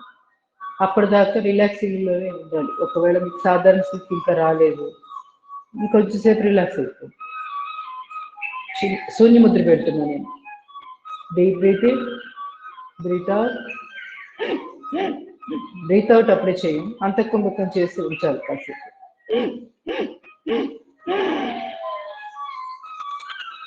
అంతఃకుంభకం చేస్తూ గడ్డాన్ని ఛాతి కాల్చి మూలబంధం వేసుకోవాలి. పొత్తికడు బాగా బిగించి కాసేపు ఉండిపోయింది.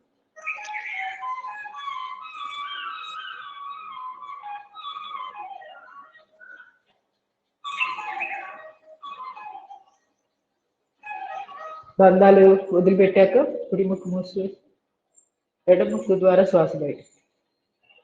ఇంకో 4 సార్లు ఎవరికి సామర్థ్య ప్రకారంగా వాళ్ళ ముందుకు వెళ్ళిపోయింది.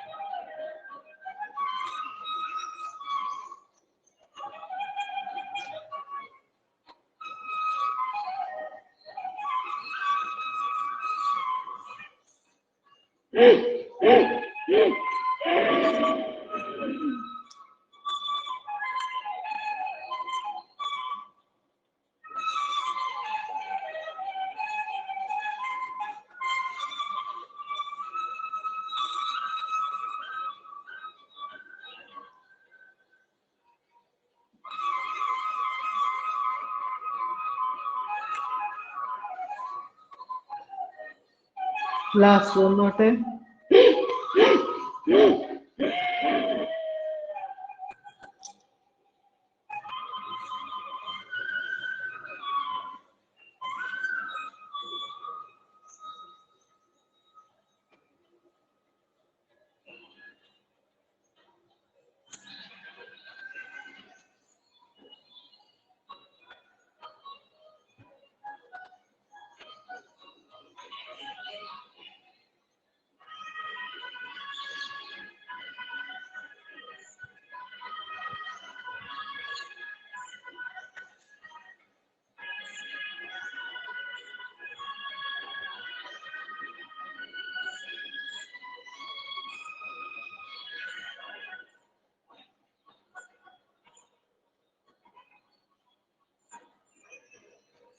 Slowly relax.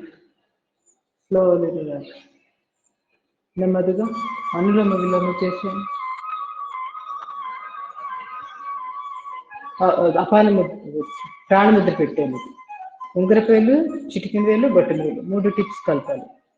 అపాన ముద్ర అయితే మధ్య వేలు, ఉంగరపేలు, బొట్టన వేలు 3 కలిపితే అపాన ముద్ర. ఇది అపాన వాయువు ఆరోగ్యంగా ఉండడానికి ఉపయోగపడుతుంది ఈ ముద్ర. మీకు ఏది కావాలనేది మీరు చేయొచ్చు, ఇబ్బంది లేదు.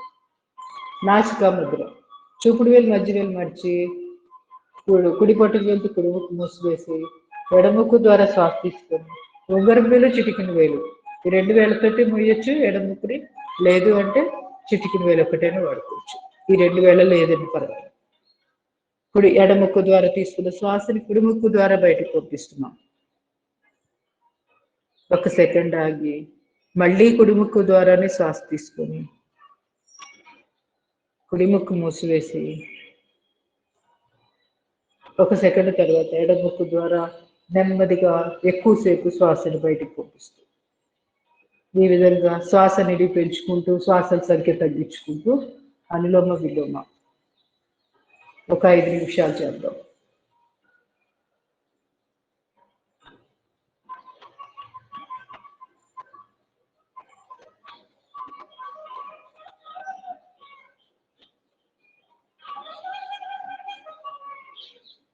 తప్పనిసరిగా వెన్నుపూస నిటారుగా, నాలుక కేచిడి మీదుగా ఇవి గమనించుకుంటూ చేయాలి. మధ్య మధ్యలో మనకు తెలియకుండా వెన్నుపూస మనం కిందకి బెండ్ చేసేస్తుంటాం. దానికోసం ఆసనం అర్ధపద్మాసనం కానీ సిద్ధాసనం ఇలాంటివి బాగా ఉపయోగపడతాయి. వజ్రాసనం చేయగలిగితే వజ్రాసనం ఇంకా మంచిది.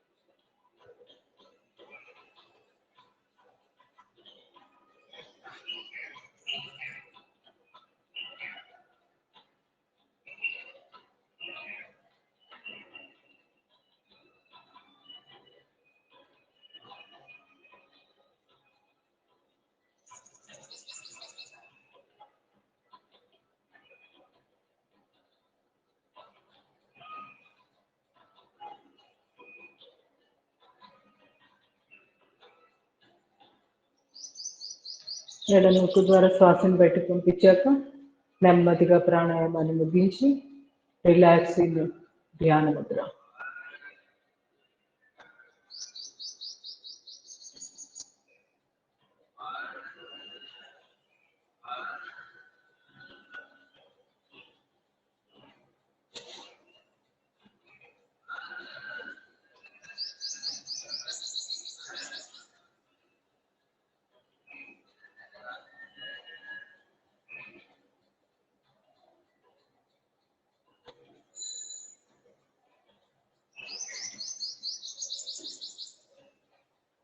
Slowly relax. నెమ్మదిగా లాస్ట్ 3 ఓంకార ప్రాణాయామాలు, భ్రామరి ఉద్గీత ప్రణవ ప్రాణాయామం చేద్దాం. 5 సార్లు చెప్తాం. షణ్ముఖి ముద్ర. Deep breathe in. చెవులు మూసివేశాక ఓంకారాన్ని జంకారంలో చేయాలి.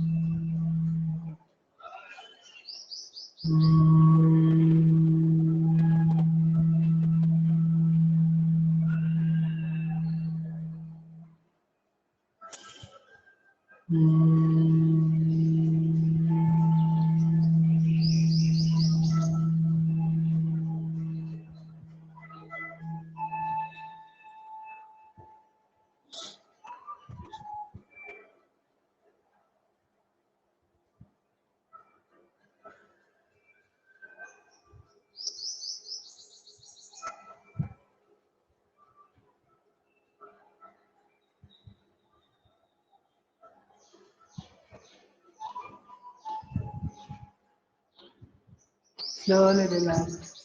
ఉద్గీత ప్రాణాయామం. చిన్ముద్ర, చిన్మయ ముద్ర, ఆది ముద్ర వేస్తూ ఓంకారాన్ని ఆ ఊ మా అంటూ ఉచ్చరించి ఉండగలిగినంత బాహ్య కుంభకోణంలో ఉండడం. మళ్ళీ శ్వాస తీసుకొని మళ్ళీ ఓంకారోచ్చారణ. Deep breathe in.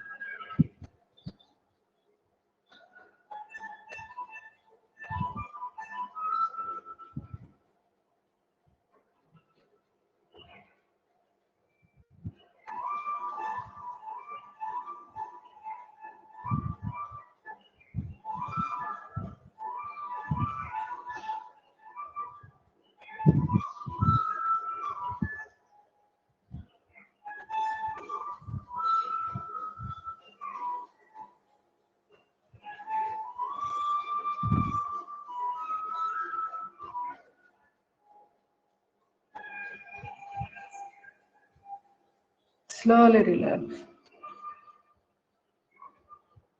నెమ్మదిగా రెండు చేతులు రాపిడి చేసుకొని అరిచేతుల యొక్క నిలువెచ్చడి కాళ్ళకు అద్దుకొని అరిచేతులు చూస్తూ కాళ్ళు కడుగు. కాళ్ళు చేప కాళ్ళు స్ట్రెచ్ చేయండి.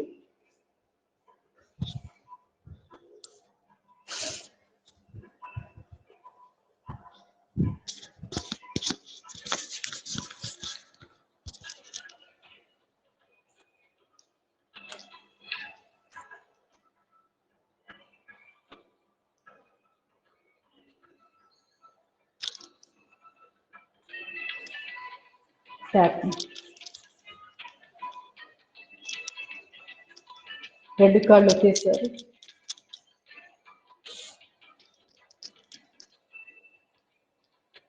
కాలు వేళ్ళు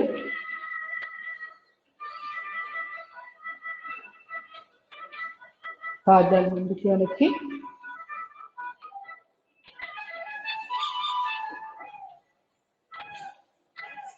పాదాలు రొటేషన్.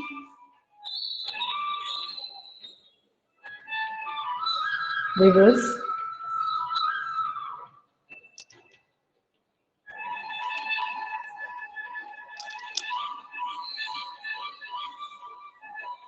తొడ భాగాన్ని బిగిస్తూ మోకాళ్ళకి ఎక్సర్సైజ్. మోచిప్పలకి.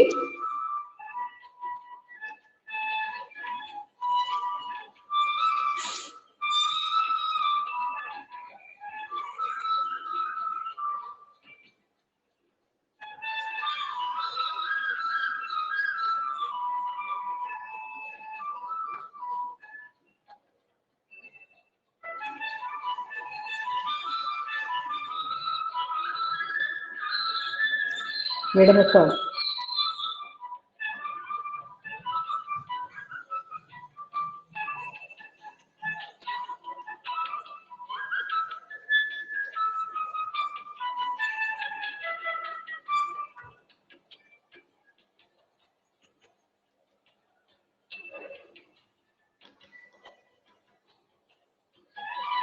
స్లోలీ నెమ్మదిగా వక్రాసనం చేద్దాం.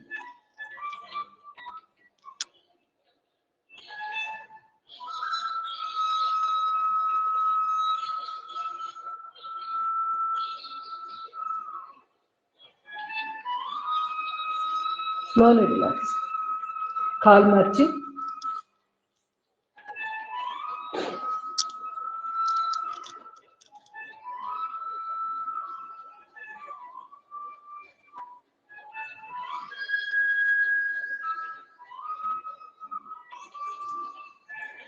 Slowly relax. పరివృత వక్రాసనం. నడిచిన కాళ్ళు అవతలు పెట్టి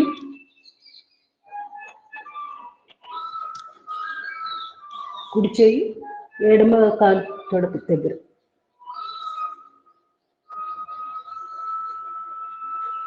వెన్నుపూస నిటారుగా ఎడమ భుజం మీద వెనక్కి చూస్తూ.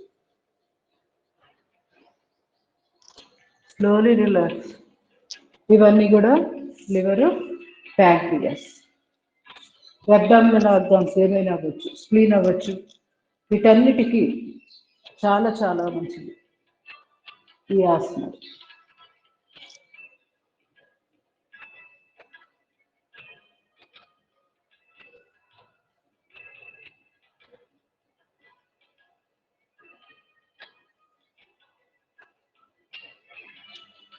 Slowly relax. అర్ధమశ్చేంద్రాసనం.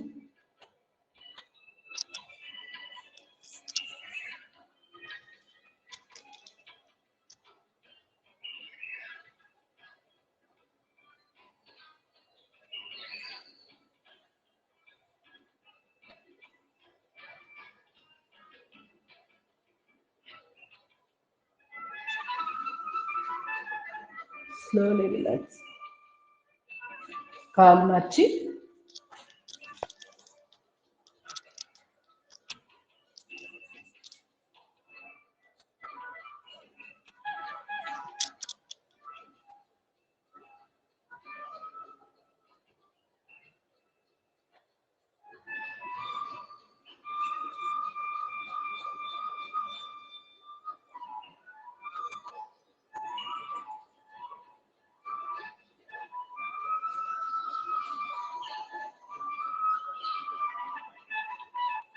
Slowly relax. గోముఖాసన్ ఎడమ కాలు పైన ఉంది. సో ఎడమ చేయి పైన, కుడి చేయి పక్కకు ఉంది.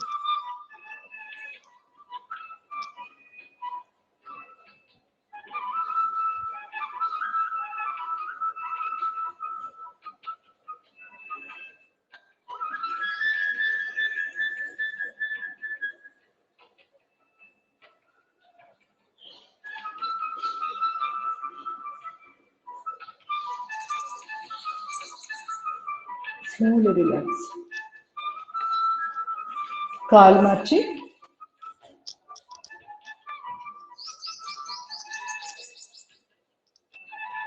కుడి కాలు పైన ఉంది కాబట్టి కుడి చేయి పైన, ఎడమ చేయి పక్కకు.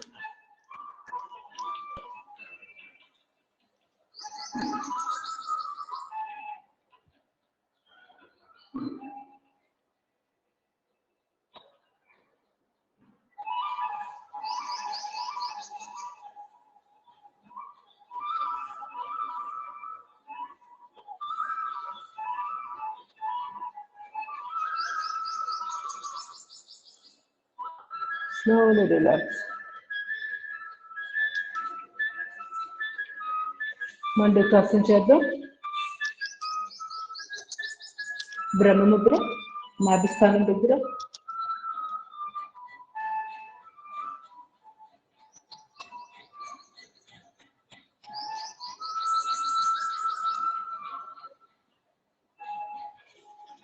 Slowly relax. Second position. చిన్ముద్ర కాలి గజ్జల దగ్గర.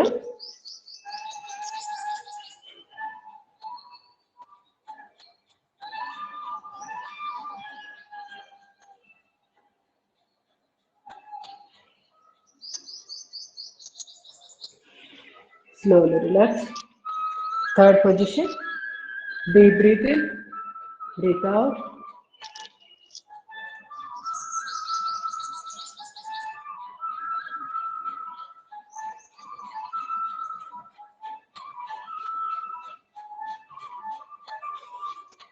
Slowly relax. Shashankasana.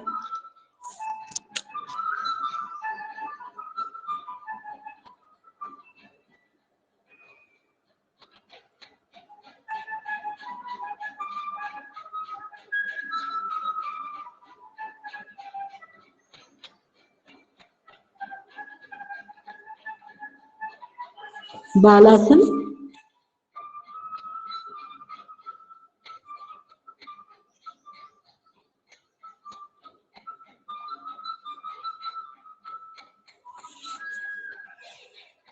Slowly relax.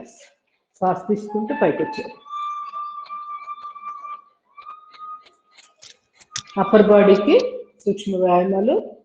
మడికట్టు దగ్గర బెండ్ చేస్తూ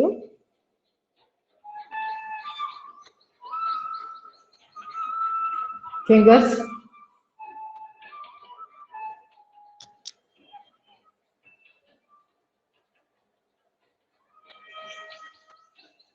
అరిచేతులు బయట వైపు పెట్టి, చేతులు ఆరోగ్యంగా ఉంటాయి. బైసెప్స్ ఇవన్నీ కూడా ఆరోగ్యంగా ఉండాలంటే ఇలా 4 డైరెక్షన్స్ లో చేయాలి.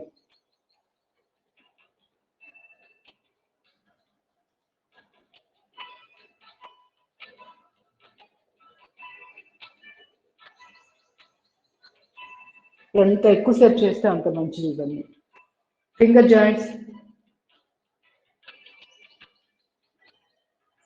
ఆర్థరైటిస్ ప్రాబ్లం ఉన్న వాళ్ళు ఇవి ఎక్కువ సేపు చేయాలి. ఇప్పుడు నేను మహా అయితే ఒక 5 నిమిషాలు 10 నిమిషాల కంటే స్పెండ్ చేయలేకపోతున్నాను కదా సూక్ష్మ వ్యాయామాలు. మీరు అలా కాదు. ఆర్థరైటిస్, ఆస్టియోపోరోసిస్ ఇలాంటి సమస్యలు ఉన్న వాళ్ళు ఆసనాలు ఎక్కువ చేయలేరు కాబట్టి, ఆసన స్థితి వాళ్ళకి రాదు కాబట్టి అంతగా వాళ్ళు ఇలాంటివి పెట్టుకోవాలి. ఆ టైంలో సూక్ష్మ వ్యాయామాల మీద ఎక్కువ సమయం కేటాయించి అలా తగ్గించుకోవచ్చు సమస్యని. ఏజ్డ్ పీపుల్ వాళ్ళు కూడా అంతే, ఎక్కువ సూక్ష్మ వ్యాయామాల మీద ఆధారపడాలి. ఒక వయసు వచ్చాక ఆసనాలు ఎక్కువసేపు చేయలేకపోవచ్చు.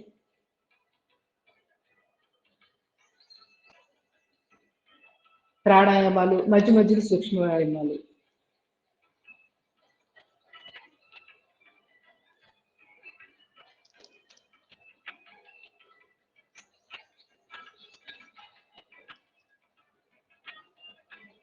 భుజాలకు సంబంధించినవి ఈరోజు చేద్దాం అనుకున్నాను. సమయం ఏమో దాటిపోయింది. రేపే ఇంకా చూద్దాం. భుజాలు గుర్తుంటాం. రేపు ఒకేసారి టెన్నిస్ వెళ్ళిపోయి మొత్తం కాన్సన్ట్రేట్ చేద్దాం.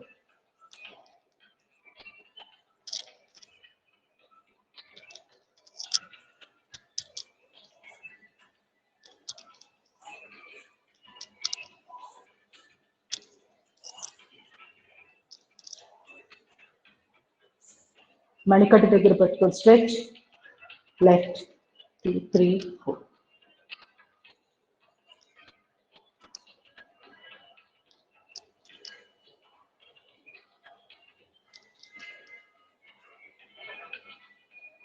రెండు చేతులు ఇంటర్లాక్ చేసి ముచ్చిన గుడి దగ్గర పెట్టి ప్రెస్.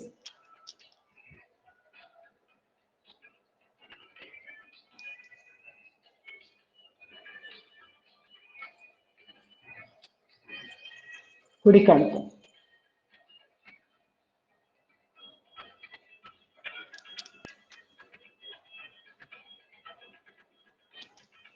మెడకి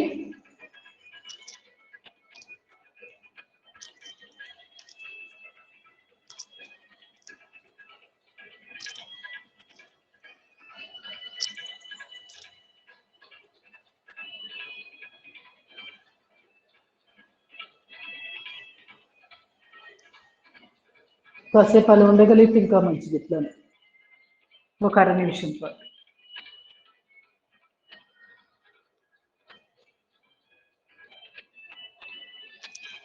క్లాక్ యాంటీ క్లాక్.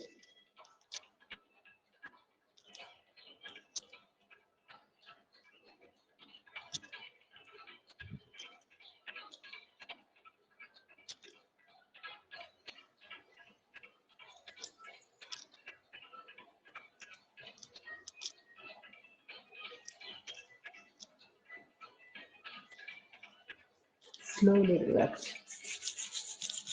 రెండు చేతులు రాపిడ్ చేసుకొని మెడ మీద భుజాలు స్నానం చేస్తుంది. రిలాక్స్. సింహాసనం.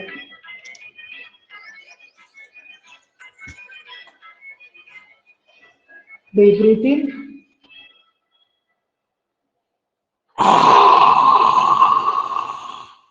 Deep breathing.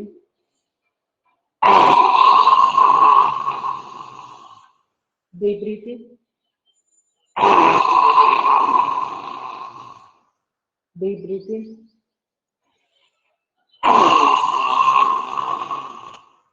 Last one more time, deep breathing.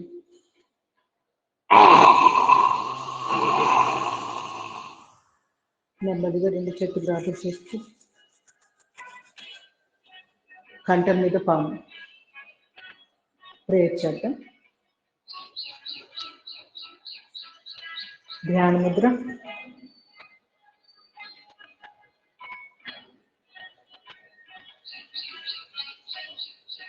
Deep breathing.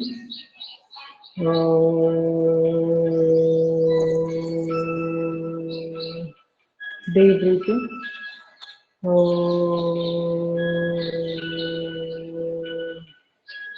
Deep breathing.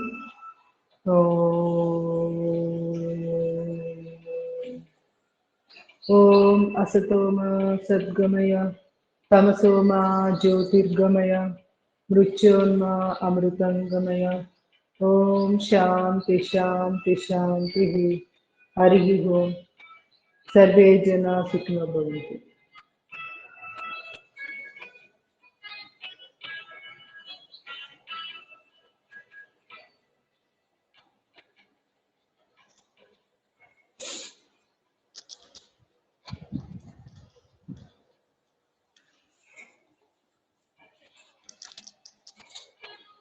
పదకొండు క్లాసులు ఉన్నాయి.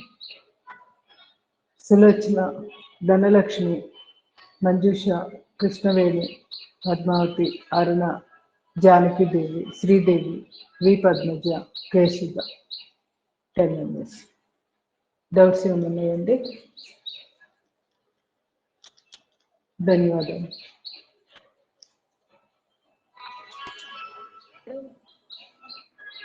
చెప్పండి. మేడం అరటిపండు పెరుగన్నంలో తినకూడదు అంటారు, కరెక్టేనా మేడం? అంటారు, కాకపోతే అది ఏంటంటే చలి ప్రదేశంలో వాళ్ళకి ఎక్కువ వర్తిస్తుంది.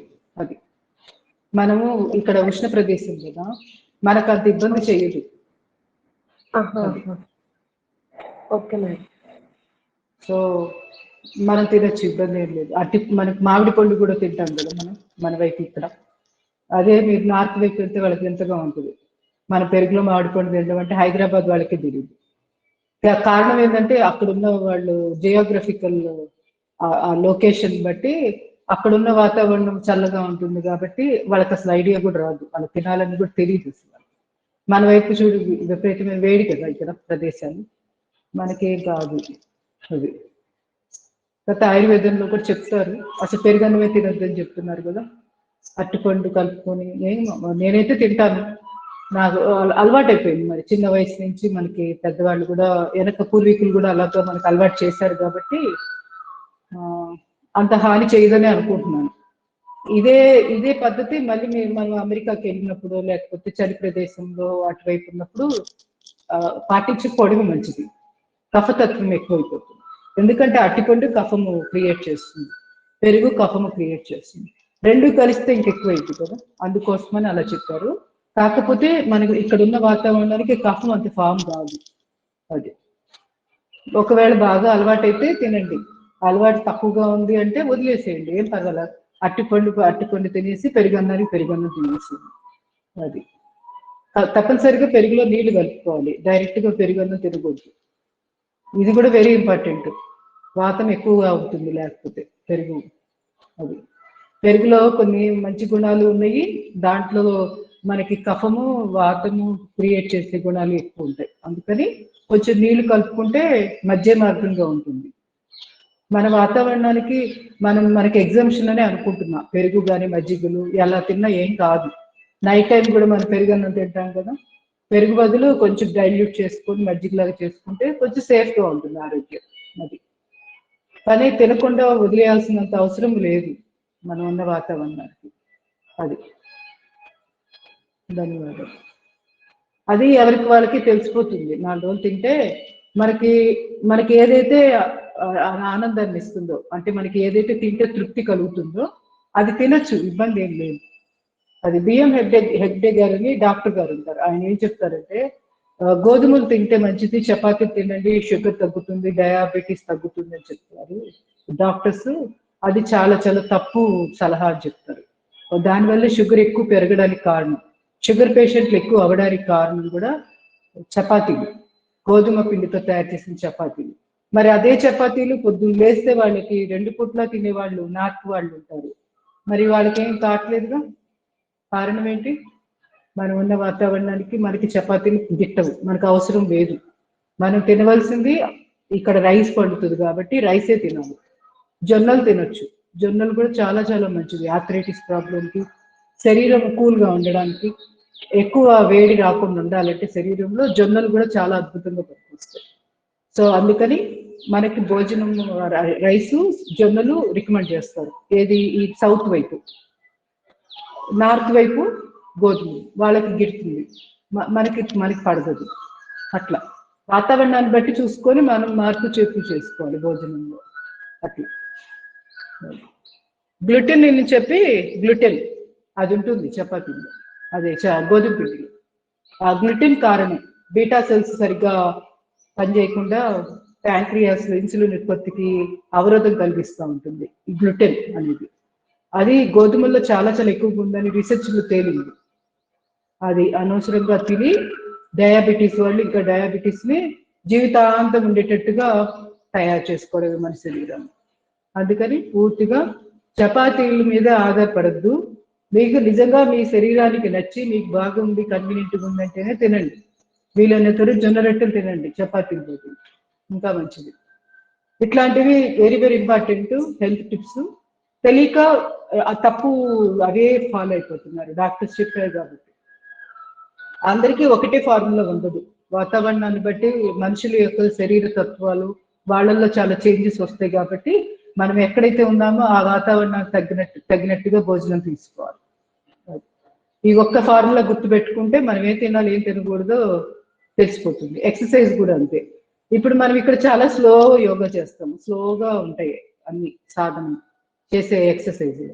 అమెరికాలో ఇదే స్లోనెస్ వాళ్ళకి అక్కడ గిట్టదు, అంటే చేస్తే నష్టమే చెయ్యదు, ఇంకా మంచిది ఆరోగ్యానికి. ఎప్పుడైనా ఇంటీరియరైజ్ అవ్వడానికి, అంతర్ముఖం చెందడానికి స్లోనే వెరీ వెరీ ఇంపార్టెంట్. కాకపోతే అక్కడ ఉన్న చలి ప్రదేశానికి వాళ్ళ కఫతత్వం చాలా చాలా ఎక్కువగా ఉంటుంది. అది పోవాలి అంటే వాళ్ళు చాలా ఫాస్ట్ గా చేయాలి ఎక్సర్సైజ్. అంత ఫాస్ట్ చేస్తేనే వాళ్ళ బాడీ యాక్టివ్ అవుతుంది. సో వాళ్ళకి అక్కడ అది వర్తిస్తుంది, మనకి వర్తించదు. ఇక్కడ వాతం పెరిగిపోయి వాతం ప్రకోపించి ఆస్టియోపోరోసిస్, ఆర్థరైటిస్ కొత్త సమస్యల్లోకి వెళ్తాం. అందుకని తప్పనిసరిగా ఇక్కడ స్లోగానే చేయాలి మన వాతావరణానికి, మన భారతదేశంలో ఉన్న వాతావరణం. ఇలా మనకి ధర్మాలు మారిపోతూ ఉంటాయి, మనం ఉన్న ప్రదేశాన్ని బట్టి ధర్మం మారిపోతూ ఉంటుంది. అందరికి ఒకటే ధర్మం వర్తించదు, ఒక్కొక్క మనుషుల్ని బట్టి అక్కడ ఉన్న పరిస్థితులను బట్టి ధర్మము దాని రూపురేఖలు మారిపోతూ ఉంటాయి. మనం దాన్ని అడాప్ట్ చేసుకోవడం అది ఇంపార్టెంట్. అది ఓకే, ధన్యవాదాలు. ఇంకా ఏమైనా డౌట్స్ ఉన్నాయా?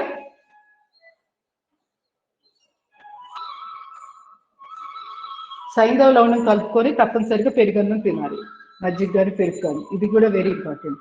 డైరెక్ట్ గా ఉట్టి పెరుగన్నం తినొద్దు, అది అపోహ. ఉప్పు కలుపుకొని ఉప్పు తినొద్దు అని అన్నారని చెప్పి పెరుగులో ఉప్పు కలుపుకోకూడదు తినేశారనుకోండి, కఫం విపరీతంగా పెరుగుద్ది బాడీలో. సైంధవలోని కలుపుకుంటే మనకి చాలా వరకు అవి తగ్గుతాయి, కఫతత్వం ప్రకోపించే అవకాశాలు ఉన్న నేచర్ అనుకోండి మన బాడీ. అది అలా అవ్వకుండా సేఫ్ గా మనల్ని కాపాడుతూ ఉంటుంది సైంధవ లవణం. ఇంత ముందు కూడా చెప్పారు, మీకు గుర్తుందో లేదు, దీని మీద ఒక కథ కూడా చెప్పారు. ఆ కథ గుర్తు పెట్టుకుంటే ఇంకెప్పటికి మర్చిపోకుండా ఉప్పేసుకుంటాము పెరుగులో. ధన్యవాదాలు. Thank you madam.